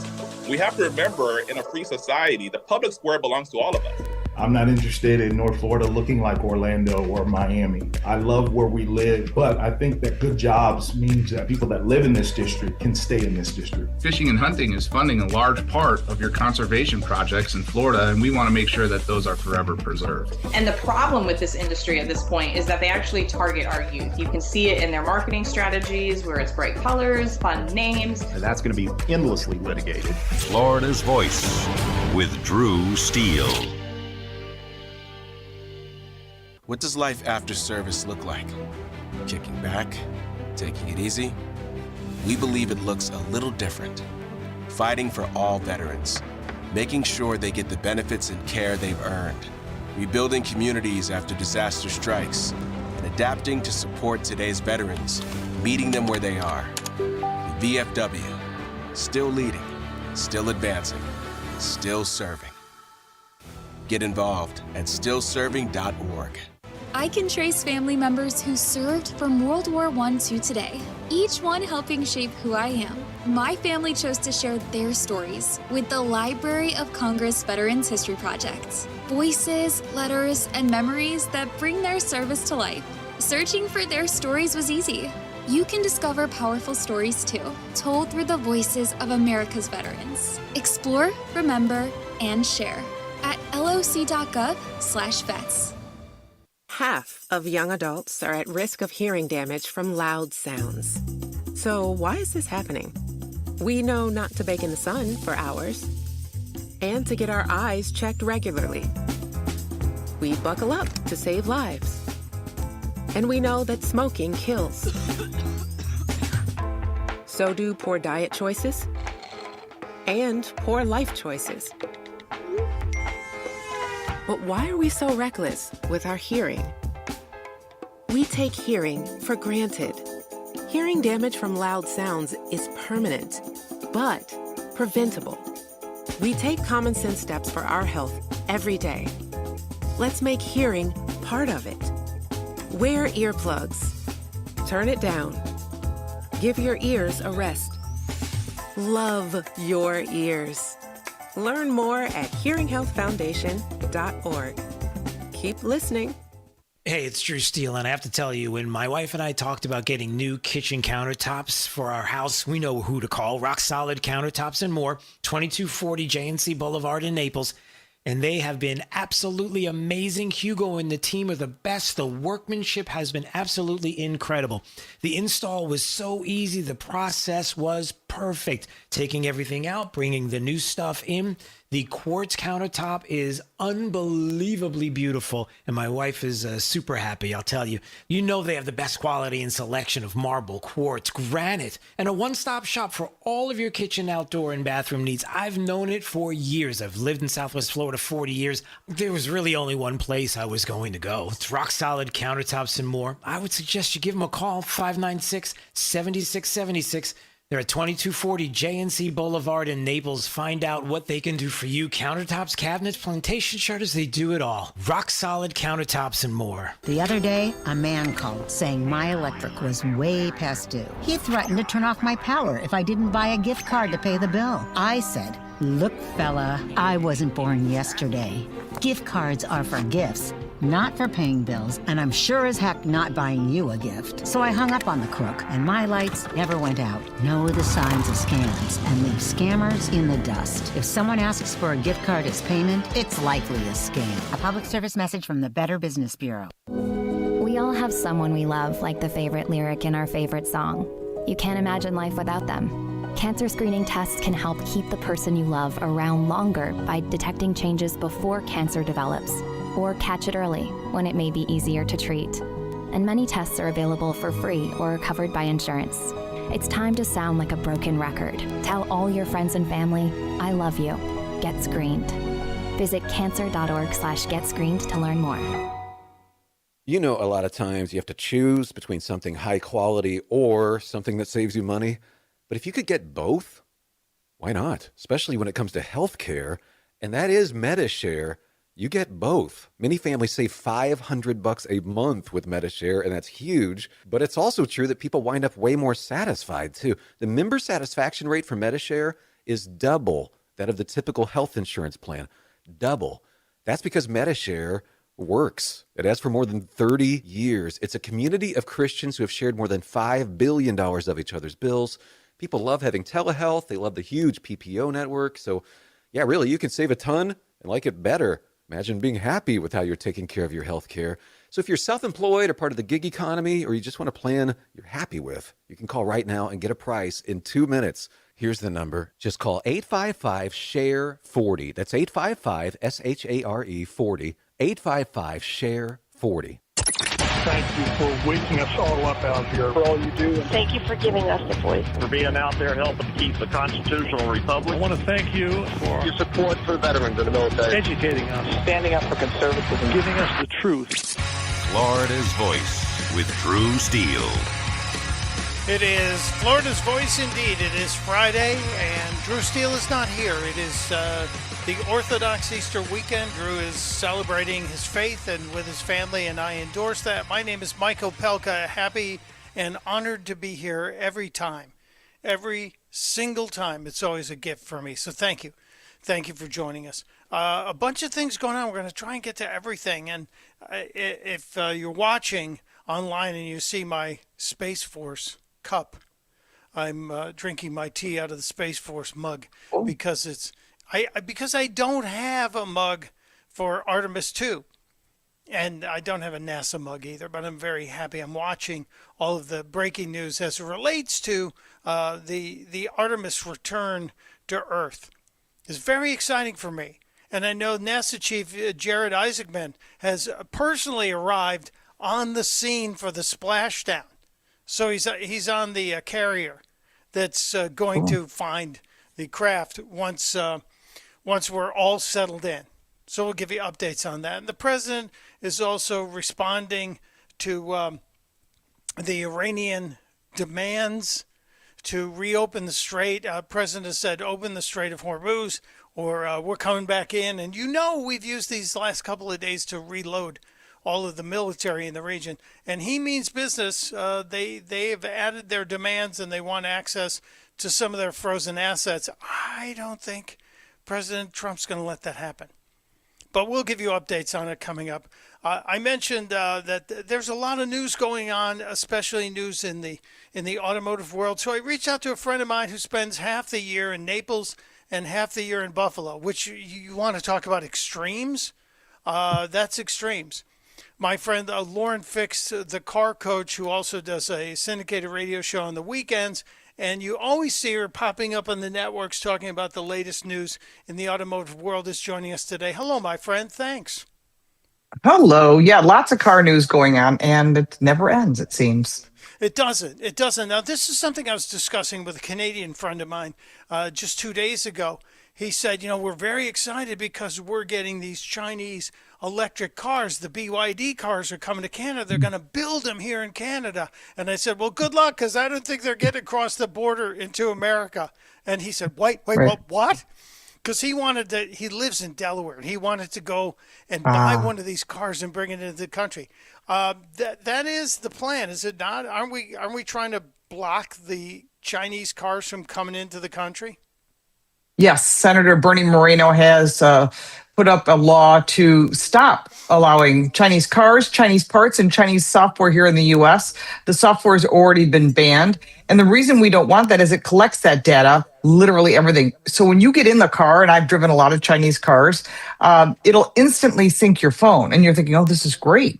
I don't have to put in like a linking system. Boom, you're connected. But it's also taking all the information off of your phone. So that's a problem. So that means, where does all that information go? China. That's everything. What's on your phone? You think, so what? I got a bunch of contacts, some emails, maybe a text with Mike Opelka. What's the big deal? Well, it also has your passwords, your banking information. Maybe you're someone likes to do day trading on your phone. All that information is being absorbed and shared. So are we able to block them without having people tell the drivers, no, you can't come in with a Chinese car? Or can we use some kind of software shutdown to say, Chinese cars, American soil, no worky? Well, the problem is the software, whatever you put up, there's always a backdoor access. That is the problem. So no matter how we do that, it's not going to work. So the 49,000 cars that are being delivered to Canada, that I don't know if they're going to end up building them there. There's a big fight going on right now with Stellantis and this company called Leap Motors that wants to build cars in China and then distribute them through the Canadian manufacturing, do final assembly, which is ridiculous, and then sell them to Canada. Well, that's how they're getting around all their Canadian laws, but that will not allow them to bring those vehicles into the U.S. And so this is going to be a problem. These 49,000 cars, a very foolish move on the part of Carney, where he's thinking this is a smart move because he doesn't want to deal with President Trump. Well, that's going to be to his detriment, because guess what? You need oil and gas from us. You have it too, but they need a lot more from us than we need from them. And part of that is the auto industry, because they have a huge union up there. And if those people aren't working and maybe they're putting tires and wheels on a vehicle, that's not going to be enough to keep those people happy. And those jobs are gone and they do not come back. Yeah, that's always the case. But I want to go back to something you said at the beginning of that, Lauren, that China may not build them here, but they're going to build all the parts, put them in a big box, and send them over here like when you get something from IKEA, or you get a... I knew you were going to say that. I bought my stand-up desk. I have a stand-up desk, and it came in a box with a whole bunch of parts, and they're all wrapped and numbered. And I had to take out the sheet and go, okay, numbers 1, 2, and 3 get screwed into number 4, 5, and 6. So that's what China's doing with their cars. It's going to be build it to get. You have to build it, or somebody will build it. A professional, alleged professional, will build it. It won't be as bad as your desk or IKEA, I promise you, because I just built an IKEA desk a couple of years ago. It was also one of those standing, sitting desks, and they're always a nightmare. In this case, it'll be simpler things removed, like interiors. They'll come as separate kits. They've been doing that to bypass what's called the chicken tax, which has been here in the U.S. for decades. And just so you know what the chicken tax is, and if you want to look it up, it's kind of interesting. There was a point where we were shipping chicken to Europe and they didn't like it that we were literally destroying their industry. So they put a tax on us. So we put a tax on them and said, fine, then don't bring your trucks here. And that ended that. So no cab overs or some of the funky trucks that you see in Europe won't be coming here. So for a while, Mercedes-Benz was bringing their Sprinter vans and under the name Freightliner. And now it's all under one roof. But they were literally building them in Germany, disassembling, taking the wheels and the interiors out, putting them in containers, marking them that part A goes with part B, and shipping them across in containers. And then we would do final assembly here of something that was assembled and that actually bypassed the tax. So that tax is still in place, by the way. But now at this point, Mercedes is selling so many of these Sprinter vans and the Metris vans that they're building them here. And it just makes more sense financially. But as far as the Chinese cars themselves, BYD being the largest, Chery already has place here, believe it or not. Who owns Volvo? It's a Chinese car company. They own Polestar as well. And they're getting smart, realizing, yeah, we need to build vehicles here. So they built a plant in South Carolina right near the BMW plant because there's already supply chain there with tires and components. And so they're using those components to build Volvos here for the US marketplace. But the software is the problem. That software cannot be Chinese. That has already been removed, even under President Biden. He was against it. I was shocked, but that's true. Well, that's good news, but it still bothers me that China's kind of found a side door into America by buying another company that's currently manufacturing here. That really is that could happen with Stellantis. Keep your eyes on that. Oh, China could buy Stellantis, which I know they make Ram, they make Dodge. What else does Stellantis manufacture? Well, this is a whole thing. So Chrysler's gone bankrupt a few times, and each time we've bailed them out. And the last time we bailed them out, they created something called FCA, which is Fiat Chrysler cars. And so they merged with Fiat, which included Alfa Romeo, which they brought those here to the U.S., and Maserati, which was fantastic. We got some really cool product. So as consumers decided if they liked them or not, and they're not doing so well right now, they were financially in trouble again. So Peugeot, which is a French company, they own Renault and a bunch of other companies. They purchased or did a partnership with Fiat Chrysler. So now they're all under one gigantic brand called Stellantis. So it's Jeep, Dodge, Ram, Chrysler, Alfa Romeo, Maserati. I know I'm missing a couple in here. But if you add in plus all the European brands, but the Europeans don't understand the American market. They never have. So if they were smart, they would say, listen, we're going to split this. We're going to keep the European brands in Europe. Peugeot's going to run them, their partnership with Fiat Chrysler cars, and we'll just get rid of that American brand that we just don't understand these Americans and why they want trucks and Jeeps and all. They don't get it. They don't understand minivans. None of that stuff is in Europe. So who would buy them? China. A Chinese car company could buy them. And then all those plants, including the one in Belvidere, Illinois, that makes Jeeps and all kinds of product, could easily be producing Chinese-based cars. So they would just move their way in that way, start putting their software, their hardware, and start bringing in the minimal amount of parts in order to not get in trouble with the tariff and do their final assembly here in North America. And that's concerning. And that's why Bernie Moreno and it's now quite a few other bipartisan support, because remember, if your state builds cars, the last thing you want to do is give that up to the Chinese because they'll take it. Yeah, that's very disturbing, and there's almost no coverage of that because we're hyper focused on obviously the Middle East, which is a good thing. The reality of China maybe buying a car company that owns other car companies in America is troublesome to me. And I go back to what Donald Trump did with U.S. Steel and managed to keep that under American control. And I'm hoping that enough people will pay attention to that. Now, Lauren, you mentioned this BMW plant in South Carolina. Technically, we're building BMWs in America, and Kash Patel, and I think you and I talked about this last week, Kash Patel placed an order for a whole bunch of BMW SUVs, and somebody goes, why are you buying BMWs for the FBI? And he said, well, they're American made. That's right. They're not. They're building more than the American allotment of their cars here. It's global. Every single BMW SUV sold in the world is made in South Carolina. It is the number one employer for the entire state. And that's where they build them. I've been to the plant. It's quite fabulous. Of course, I would love to figure out how to maybe sneak out a little X5M diesel, which they don't sell here. They make them. They just ship them out, which is kind of stinks. But they do have a huge facility in South Carolina, and if you get a chance to go by it, it's amazing. They have a museum there as well, going all the way back to the full history of BMW. And they also own Mini, and they also own Rolls-Royce. They're not going to build Rolls Royces here, and they're not going to build Minis here. They're both hand-built. Well, the Rolls is built hand-built in England, and so is Mini. So when you think about those products, they're going to be a tariff on those, but they don't sell enough of them to really offset the difference. But BMW does. They sell a ton. And what Kash Patel did is he looked at the total cost and said, wait a minute, General Motors is ripping us off. They're charging $700,000 for a bulletproof Suburban when I can buy a full-size, armor-protected BMW for half the price. Wow. So they did. And that's smart. And that's good use of dollars. The same thing you would do if it was a widget, right? You're going to go with whatever makes sense for your business. In this case, it's the government. It's our tax dollars. But they're also all built here in North America, which is super smart. Yeah, and they're not the only ones. Aren't the South Koreans also building here in North America as well?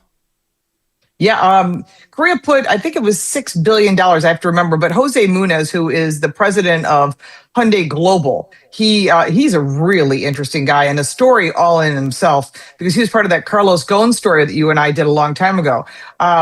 Very smart man, amazing marketer, not a car guy, surprisingly, has turned Hyundai into such a huge global brand that they said, we have to build here in North America for North American market. So they have, actually, I'm going to the Savannah plant in 2 weeks to see the new plant they're opening. They have a steel plant, they have a battery plant, they're building hybrids, plugins, and everything here. This is not going to be the largest factory in the world. Their largest one is in Busan, South Korea, and I was there as well. Very interesting. I mean, they do everything like it's a dance. It's just so smooth, so perfect. And loading cars onto ships, the way the product and the production goes, I think the Americans could actually learn something from them. It's just super smooth. So they've got a plant also in Alabama for Hyundai. They've got plants in West Point, Georgia for Kia, which is under the Hyundai Global Group.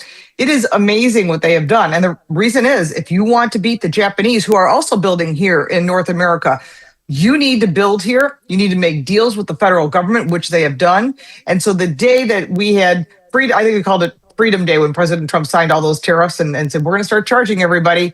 That day was the day that Jose Muniz was there and said, we're building a steel plant here.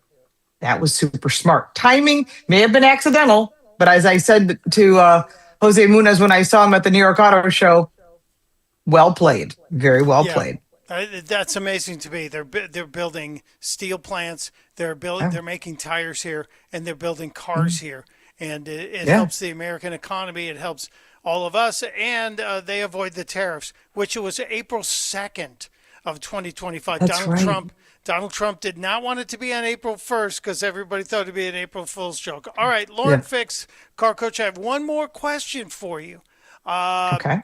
I just saw this story break on the business pages yesterday. The price of used cars has gone through the roof. It's the highest it's been in 3 years. Why are used cars going up in price? And if you've got a used car, is this the time to sell it?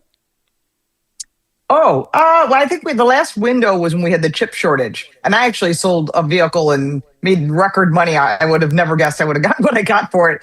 It was like 10 grand more than I thought. That doesn't mean those numbers are back. But what it does say, if you've got a used car, you're like, we don't need 3 cars. We only kind of need 2.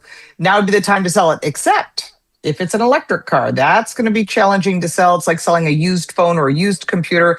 You got to find the right buyer in that case. Dealers don't want them. They will not take them in on trade, especially if you got like something that's high end, like a Porsche Taycan or a used Hummer. They're like, we'll take it, but you're going to take a hit on it.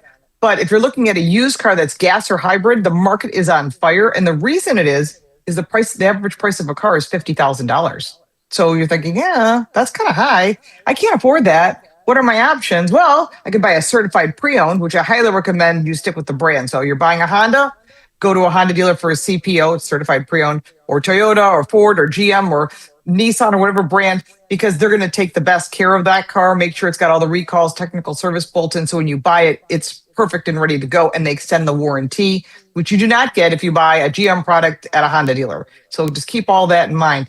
But as far as used car prices, they're through the roof. There's a bunch of websites that probably the one that tracks the big data the most is IC Cars. Worth taking a look at before you make a decision as far as like what cars are recalled. And I was shocked. I'm a fan of the brand, but I'm shocked. The number 1 recalled car right now is Ford Motor Company products. And that kills me because I own a Ford truck.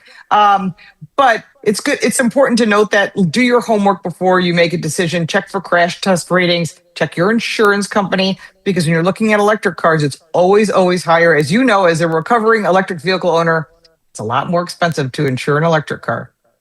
I had to get that in there, by the way. You put me on blast. Yeah, if you're buying a used electric car, you also have to factor in the cost of maybe replacing the battery, and Big money. You might complain about spending $200 or $300 on a battery for your car, but a battery for an electric vehicle is in the $14,000. It's just Plus so crazy. more. Yeah. Oh, one last question, Lauren. The self-driving thing. I know Cadillac and GM have said they're really making huge progress on self-driving. My brother and his Tesla Y, he uses the full self-driving all the time, and it drives me crazy. And you're a former race car driver. Now, you still drive fast. But I still race cars randomly, just not as much as I used to. just from stoplight to stoplight. But no, on the track, not on the street. Good. Well, are you ever going to accept the full self-driving? No, I've ridden in self-driving cars since 2009. Believe it or not, Wow. We got into Audis and from Palo Alto, and we had hands-free driving, hands off the wheel, from Palo Alto to Las Vegas. So we got to the state line, we switched plates, we got there. It was an interesting experience. It freaks out a lot of people around you who are like, "Why is that person doesn't have their hands on the wheel?" But there are a lot of issues that have not been addressed. And I know that Sean Duffy really, really wants this, but he's not looking at the bigger picture. I have no way to reach out to him. But if I could reach him personally, I'd say you need to look at some of the major factors. Insurance companies don't like it. The people that insure insurance companies, called reinsurance companies, don't like it either. And the reason they don't is, whose fault is it? Is it your fault, my fault? Creates a huge legal issue. The lawyers love it, of course. And then you're talking about issues that you can't control, like hacking. That's a problem. We still don't have any way to stop hacking for the federal government. When you have zero hacking, I've got a program I can put in. It is a steel wall. You can't break through it. No one can steal your stuff. Okay. But until that time happens, I don't want to get into a vehicle that's like Leave the World Behind, where cars are crashing into each other. So until you can get full control of what's going on out there, I would not recommend taking your eyes off the road, falling asleep behind the wheel. I know people do it. There's also been a lot of accidents. There's also been a lot of legal issues with Tesla and other brands. There's a huge issue going on right now with Ford Motor Company and their Blue Cruise. I really feel bad saying that because, again, I like the brand. Super Cruise is done pretty good. But again, you have to keep your eyes on the road, and it does track your eyes. They have about 750,000 miles of tracked roads. But remember, even Tesla is level 3. There is no one beyond that. There's level 4 is, well, you can fall asleep behind the wheel. Level 5 is no pedals, no steering wheel. That's a no way for me. That is an amusement ride. I hard pass on that. But beyond that fact, what do you do with weather? I live in Buffalo part-time, and we have a blizzard. Sometimes the weather people can't get it right. So you're driving down the road and suddenly snow hits. The car pulls over and says, "I'm sorry, we cannot proceed." Really? And I've experienced that personally with rain in San Francisco when I got into a Waymo, and I thought, this is great. We got to try this, right? It's a good story. So I get in the vehicle, and as we're going to a destination, I just went to like a Whole Foods just to kind of see what it would do to go someplace. And as it was going, it started raining. The vehicle pulled over, and on the center screen, it said, "A manned driver will pick you up." 4 ways were flashing. A car pulled up next to me, and then I had to switch vehicles to the other vehicle. I don't want to do that. That's ridiculous. And then I have a person behind the wheel. I mean, there's nothing you can do to control the weather, whether you're in Texas where there's sandstorms. I mean, we've had horrible storms in Florida area. I live in Southeast Florida part-time. We were there for 3 different hurricanes. And believe me, what you don't want is an electric car. And you also don't want to rely on a computer when there was no cell service because the towers got knocked down. There was no electricity, so there's no way for them to charge. Thankfully, I had my diesel pickup truck, and I wasn't worried at all. But I will tell you, when there's no power, people freak. I will check that off as a hard no. Lauren Fix is the car coach. Follow her on her YouTube channel, Car Coach Reports. Thank you, my friend. We appreciate you. Thank you, Mike. And there she goes. Yeah, I would love the self-driving thing to be good, But if we're only at level 3 and we need to get to level 5, that's still 2 steps that have to be completed. And only Tesla's at level 3. Doesn't make sense. The Chinese cars trying to come into this country, that disturbs me. And last week, I think it was last week, the Trump administration told all cable companies that have routers for your Wi-Fi at your home, if they were made in China, they need to be replaced. It's because China is not our friend. China likes to spy on us. China wants to sneak into our lives, and that's not a good thing. We need to talk about moms and how moms are making a difference. Moms for Liberty CEO Tina Descovich joins us next. It's Opelka in for Steele on Florida's Voice. You're listening to Florida's Voice with Drew Steele. You know, a lot of times you have to choose between something high quality or something that saves you money. But if you could get both, why not? Especially when it comes to health care, and that is MediShare. You get both. Many families save $500 a month with MediShare, and that's huge. But it's also true that people wind up way more satisfied, too. The member satisfaction rate for MediShare is double that of the typical health insurance plan. Double. That's because MediShare works. It has for more than 30 years. It's a community of Christians who have shared more than $5 billion of each other's bills. People love having telehealth. They love the huge PPO network. So, yeah, really, you can save a ton and like it better. Imagine being happy with how you're taking care of your health care. So if you're self-employed or part of the gig economy, or you just want a plan you're happy with, you can call right now and get a price in 2 minutes. Here's the number. Just call 855-SHARE-40. That's 855-SHARE 40. 855-SHARE-40. Hey, Max, you look absolutely dashing in that purple tie. Ready to harness the world? You bet, Daisy. I'm ready as I'll ever be. And might I say, your purple tie really pops with your vest. Thanks. I almost went with a cape, but didn't want to come across as pretentious. Nonsense. Anyone in our line of work should rock a cape. You might be onto something, Max. Phew, so here we go. First day on the job. We've got this, right? Right. Don't forget, we both graduated from Dogs Inc. with honors. Which means I can guide my human around a busy city with ease. And I can give my human a restful night. I hope my human is kind and loving. And I hope mine likes wet kisses and zoomies. Ready to make a difference? Born ready. Let's go. Discover how extraordinary dogs like Daisy and Max change lives at no cost to the recipients. Visit dogsinc.org. After my injury, I lost my sense of purpose. I lost the ability to tuck my daughters into bed. Homes for Our Troops build specially adapted homes with features that allow our veterans to function independently and focus on their recovery and family. This life-changing gift of freedom is provided mortgage-free, thanks to our donors and supporters. Homes for Our Troops gave me a home where I can be a dad. Homes for Our Troops gave me a brighter future. We need you to join us too in completing this important mission. Learn more at hfotusa.org. I'm Chris Jakimick. I served in the United States Air Force and I deployed 3 times. Being a veteran, it's interwoven into your DNA. It is really the absence of the connection and the purpose that can really drive a lot of veterans to some negative thoughts. For those who are in a suicidal crisis, the window of time to save somebody's life is very short. Our duty is to protect ourselves and protect our families. And one way you can do that is store your weapons safely. Store all your guns securely. Help stop suicide. Brought to you by End Family Fire and the Ad Council. Since the dawn of time, man and wildlife have shared a connection. And hunting traditions passed down from generation to generation have connected man to the natural world. From bow and arrow to hook and bullet, as man evolved, our link to those traditions remains.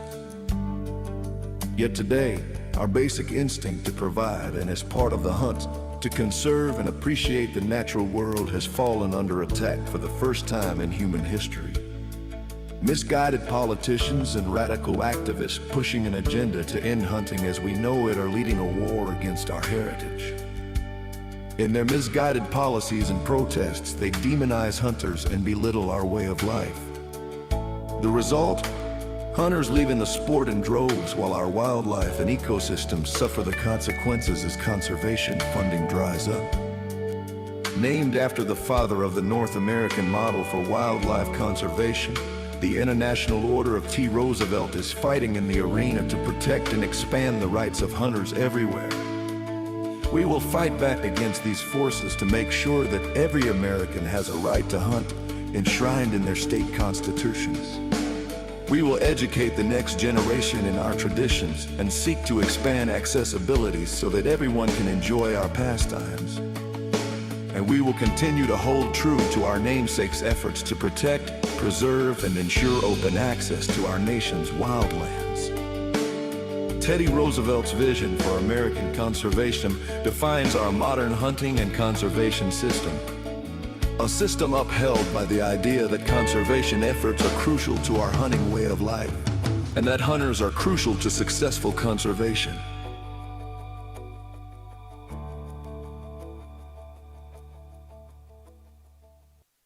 Hey, it's Drew Steele. Look, are you still playing defense with your money? It's time to shift gears and seize the fresh opportunities this new pro-business environment has to offer. That's exactly what certified financial planner professional Alfie Townsend and the team at Advantage Retirement Group do for high net worth investors like you, helping you go on the offense with advanced tax strategies, thoughtful risk management, and forward-thinking financial planning. Imagine enjoying the retirement lifestyle you've worked so hard to achieve, all while staying one step ahead and in a changing world. You've got to do it. Alfie and his team design personalized strategies to strengthen your financial foundation so you can focus on living life on your terms. Ready to find out more? Text VISIT to 239-747-7470. Again, you can call or text 239-747-7470. Schedule your one-on-one consultation today and see how a proactive approach can help you thrive no matter what the market does next. Don't wait. Call or text VISIT to 239-747-7470 right now.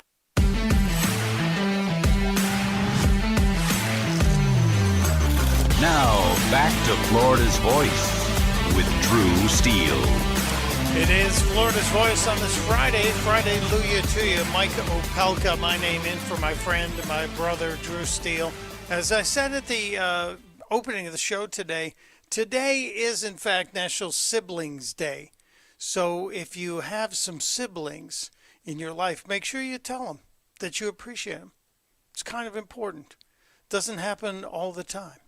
We're in the last half hour of the show, so I have so many things I want to try and get to. We're keeping an eye on everything that's going on as it relates to the negotiations between America and Iran. The Iranian delegation has apparently recently arrived to meet the Vice President J.D. Vance and Steve Witkoff and Jared Kushner in Islamabad, Pakistan.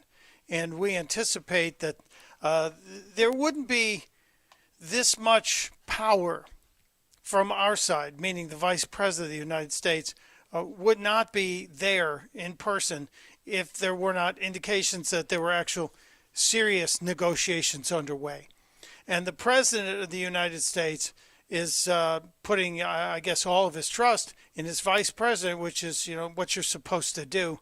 And Donald Trump just left D.C. recently for an event in Virginia, but he had something to say about this negotiation. Is this a one-and-done talk, or are you open to more talks after this, depending on I don't know. I can't tell you. I have to see what happens tomorrow. They've been talking for 47 years with other presidents, and we're not doing much talking. So we're not doing much talking, but we're hoping to get some answers out of this, and we will keep you posted on all of it and make sure that we get all the answers to you before, well, if anything happens before the end of the show, we'll tell you. I doubt it.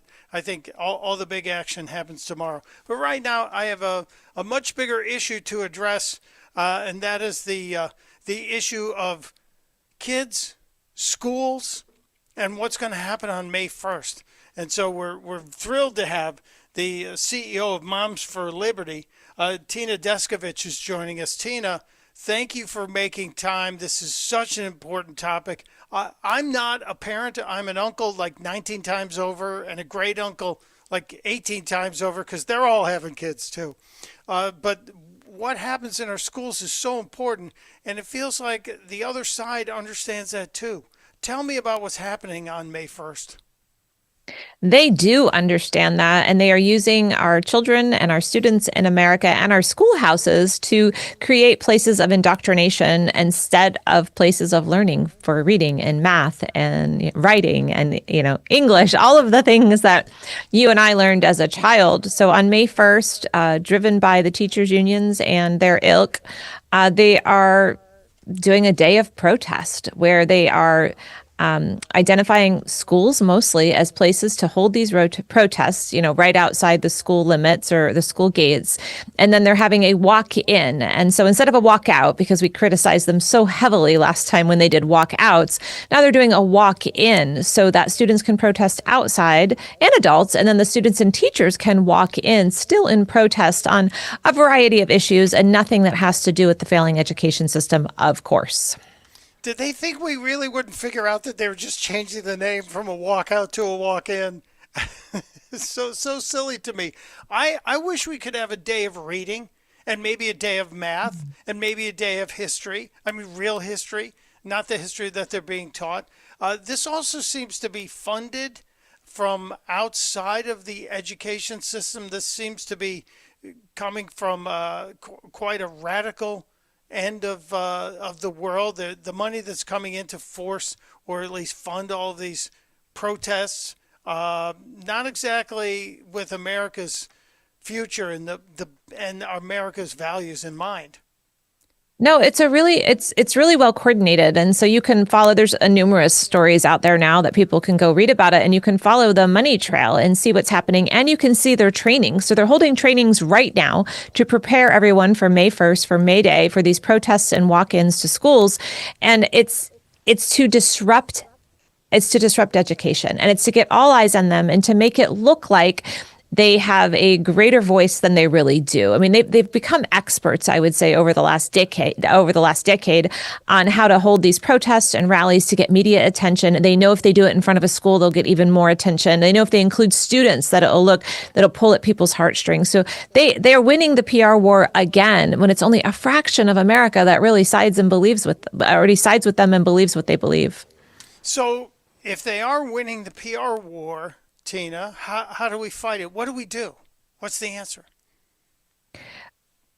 First of all, we do have to fight back. I recently attended a meeting in DC with a lot of conservative leaders, and I'll be honest, it was a closed door meeting, but I was shocked. We were having a discussion about press and doing press interviews and how to handle them and how you're supposed to respond. And one after another, I saw leaders of other organizations say, I don't talk to the press. I don't trust the press, so I don't talk to them. I don't take interviews. I don't even answer their calls. And I looked at the person next to me and I was like, how are we ever going to win hearts and minds in the national conversations if we are making decisions in fear and we are afraid to go out and do the hard interviews and stand for what we believe in? Yeah, the idea of not talking to the press, to me, is a surrender. If you're not willing to engage the press, then you're saying, you guys just say what you want about us, that we'll deal with it afterwards. And that means we've ceded that turf. And I know there are only a handful of outlets in the conservative world that will support a discussion from both sides. The left is only going to give you one side of it. So the answer is really to speak up. Now, about 6-7 years ago, it seems like school board meetings were a place that we saw the seeds of change and control in the country happen. And I know Moms for Liberty was a big part of that. And I watched it happen not far from me in Bucks County in Pennsylvania. And I've seen it in some other areas around the country. Is it that we have to go back into school boards again and push and push and push again to try and take back that control? Because I feel like they came running back in while we weren't looking. They absolutely are. This is, you're talking issues that are very near and dear to my heart. So I served on a school board from 2016 to 2020, and I saw firsthand Red for Ed coming in, sometimes up to 1,000 of them chanting for whatever issue they were advocating. Moms Demand Action, again, red shirts came in advocating after the Parkland massacre to keep SROs and others out of our schools. So I saw how effective they are at school board meetings, which is one of the reasons Moms for Liberty has blue shirts. And we're following the same playbook in a lot of ways. And, we launched in 2021. I do believe we have to not just defend that ground, but take that ground. And we can't give up. And what I'm seeing, after schools were reopened and masks were off, kids, parents are like, oh, everything's fine now. And I'm like, no. Remember all of the things that were streamed into your living room in 2020 and 2021. They're still being taught. They're actually getting worse. And some of the policies are worse. So we keep, waving the flag. We are shouting from the rooftops. We're trying to do it in a joyful way. But there are still very concerning things going on in our schools. And you can just tell with this May Day event, how they're not giving up and not ceding any ground. Well, is there any way to infiltrate? I know that's a war term. Is there any way to stage competing events? I played a clip earlier where Al Sharpton is not going to celebrate the 250th anniversary of America's birth. He wants to stage his own event to compete with it, and I think his is all about a money grab. But is there any way to counter protest the May Day walk out, walk in activity to create something to compete with it? Or is it that we just have to be there to counter it with information? So I would not advise against counter protests all across the country. Then we are no better than them doing them at the schoolhouse doors and influencing. And honestly, we saw what's happening with the ICE protests that were near schools. They were dangerous. There's videos all over X and other places where moms in tears, scared for their children and what was happening out in front of schools. We don't want to be part of that. Also, we don't have the funds equivalent to what they have to train and coordinate weeks and months in advance to disseminate across the country. We have to work much smarter on a much leaner budget. And we can absolutely do it, but we have to be smart. We have to be coordinated, and we have to work together with other conservative organizations, which also is sometimes challenging.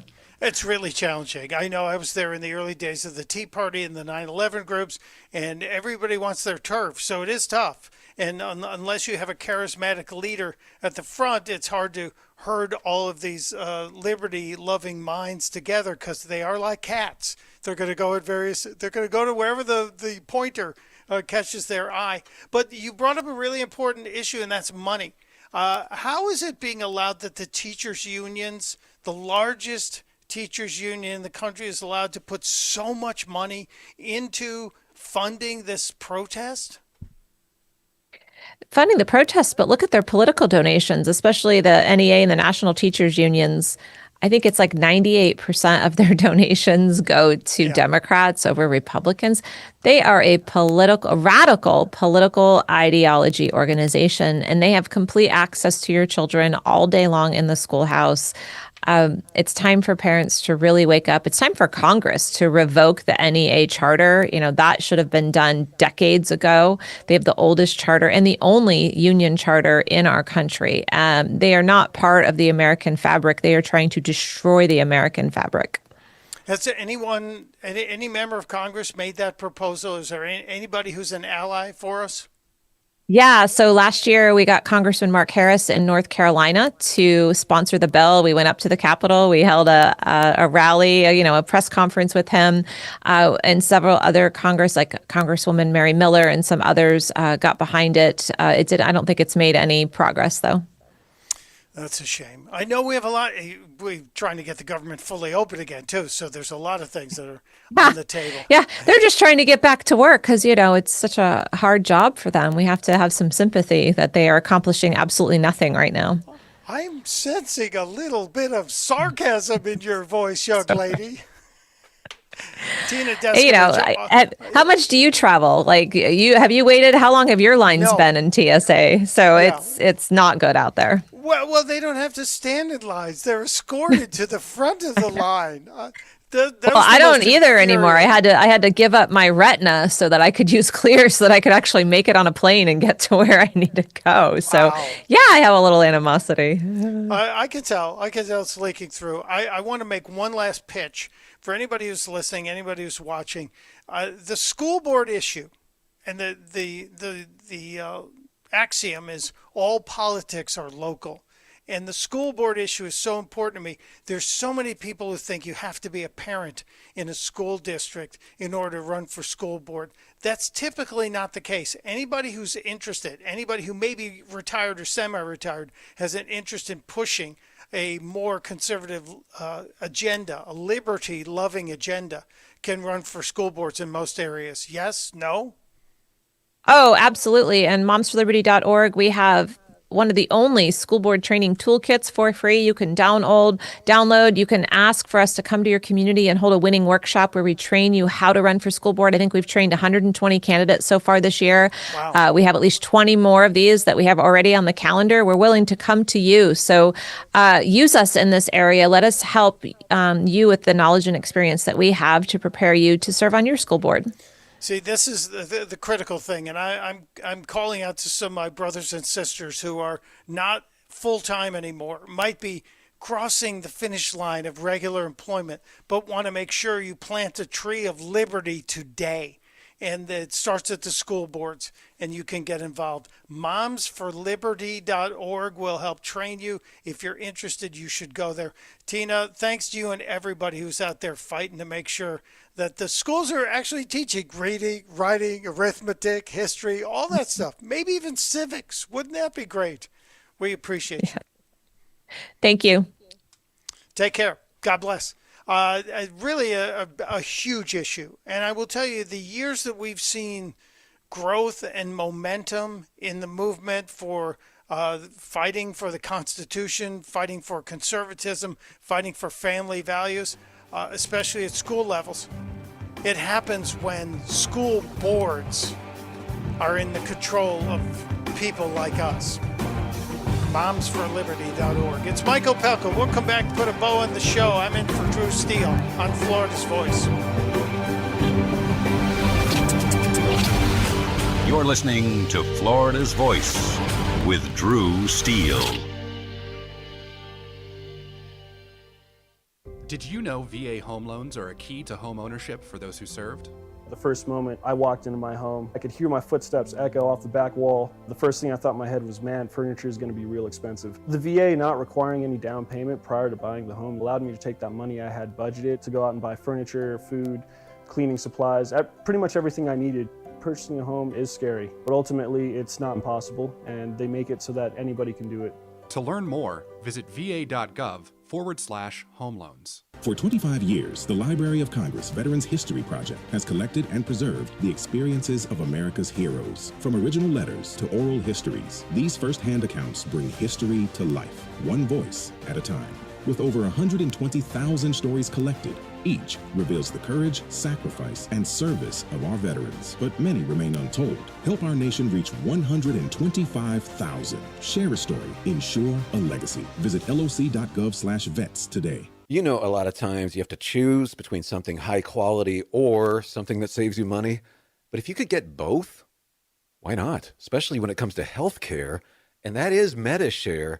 You get both. Many families save $500 a month with MediShare, and that's huge. But it's also true that people wind up way more satisfied, too. The member satisfaction rate for MediShare is double that of the typical health insurance plan. Double. That's because MediShare works. It has for more than 30 years. It's a community of Christians who have shared more than $5 billion of each other's bills. People love having telehealth. They love the huge PPO network. So, yeah, really, you can save a ton and like it better. Imagine being happy with how you're taking care of your health care. So if you're self-employed or part of the gig economy, or you just want a plan you're happy with, you can call right now and get a price in 2 minutes. Here's the number. Just call 855-SHARE-40. That's 855-SHARE-40. 855-SHARE-40. When I was 19 and I was going to shows, I was not thinking about permanent hearing loss. I wasn't thinking about tinnitus. Sometimes my kids are having a conversation with me and that ringing starts in my ear. They're talking to me and I hear their voice, but I can't focus on what they're saying. The audiologist, he told me that most of his clients are not old people. They're kids that have their earphones in. I have a lot of regret about not protecting my ears sooner. Protect your ears at all times, no matter what. It's not something you can get back. Some journeys start small, with small pause and big purpose. Look how little fly, you sweet girl. Every great partnership begins with the first step, Yeah, let's go. guiding them through the world so one day they can guide someone through life. With shared experience, confidence grows, and the path becomes clear. It takes time, patience, and love. But the reward lasts a lifetime. Hey, good girl, Bob. You don't just raise a puppy. You raise a future. Become a Dogs Inc. puppy raiser. Give a dog a purpose. Give someone hope. Learn more at dogsinc.org. Hey, it's Drew Steele. Listen, I've lived in Southwest Florida long enough to know that when I needed countertops, you go to the best. Who's the best? Rock Solid on JNC Boulevard in Naples. First of all, Rock Solid's consultants, I wasn't really sure what I wanted, but I knew that they were knowledgeable, gave me all the information I needed to make the best decision. I love that fabrication is done on premises. It's not like they're subbing out the job to some third party, right? You're looking for countertops, backsplash? You know where to go. Rock Solid, JNC Boulevard, Naples. Now, back to Florida's Voice with Drew Steele.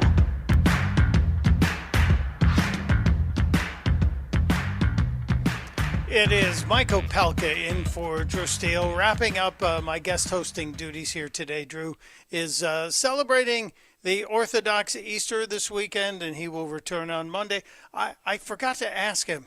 I know for those of us who celebrate traditional Christian Catholic Easter, and yesterday I believe was the last day of Passover, but for those of us who do the Easter egg thing, this has been egg salad week. So I know we had a lot of egg salad. I don't know if Drew has egg salad week. If the Orthodox people, it's not meant to be an insult or a crazy question. It's just a thought. Just wondering. Maybe you know. I'm hoping he and his family have a great Easter. He was telling me about the ceremony. It sounds beautiful. So it's a wonderful thing. We're keeping our eyes on everything. I know I've mentioned a couple of things about the Artemis II return, and it's going to happen just after 8 p.m. Eastern. California should hear a sonic boom as the capsule re-enters the atmosphere at 25,000 miles an hour. And let's hope those heat shields are as designed. As I said, we've done this before. We've come back through the atmosphere before. Did things get hotter? No. So our heat shields probably should be better. That's one of the questions. And we're monitoring what's going to happen in Pakistan this weekend as we've sent a delegation. Iran has sent a delegation. President Trump is spoke briefly to reporters before he left for an event in Virginia, talking about what he's expecting out of these negotiations. What would a good deal look like for you? No nuclear weapon, number one. You know, I think it's already been regime change, but we never had that as a criteria. No nuclear weapon. That's 99% of it. Strait of Hormuz as well? Yeah, but that'll open up automatically. The answer is yes, but the strait will open up. If we just left, the strait's going to, otherwise they make no money. So the strait's going to open, but what we have is no nuclear weapon, but we'll open the strait anyway. Don't forget, we don't use the strait. Other countries use the strait. So we do have other countries coming up, and they'll help out, but we don't use it. No, we don't need it because we, under this president, have maximized the natural resources here in America. There was another question, and the president, one of the things I love about this guy, he is direct with the reporters. It won't be easy. It won't be, I would say this, we will have that open fairly soon. What's your backup plan? Excuse? What's your backup plan if there's no deal opens? You don't need a backup plan. We have, the military is defeated. Their military is gone. They have, we've degraded just about everything. They have very few missiles. They have very little manufacturing capability. We've hit them hard. Our military is amazing, the job they've done. Yeah, there is no backup plan. You don't need a backup plan. I also think the president is not going to tell the media every one of his plans. He's not going to do that. It's not valuable for him to do that. We're also monitoring, and I'm sure there's going to be more about this. Treasury Secretary Scott Bessent talked to Nick Shirley at the White House today, talking about there may be as much as, just think about this, $500 billion, billion with a B, in fraud, meaning people that are stealing money from our Treasury, our taxpayer dollars, every year. $500 billion a year. Imagine what we could do with that. Imagine how fewer taxes you would have to pay if we stopped that. Thank you to everybody who was here today. God bless you all. Testudo. You're listening to Florida's Voice with Drew Steele. My name is Corporal Bradley Joseph Seitz. Jerry Reed. Kate Weber. These are real veterans facing a real challenge.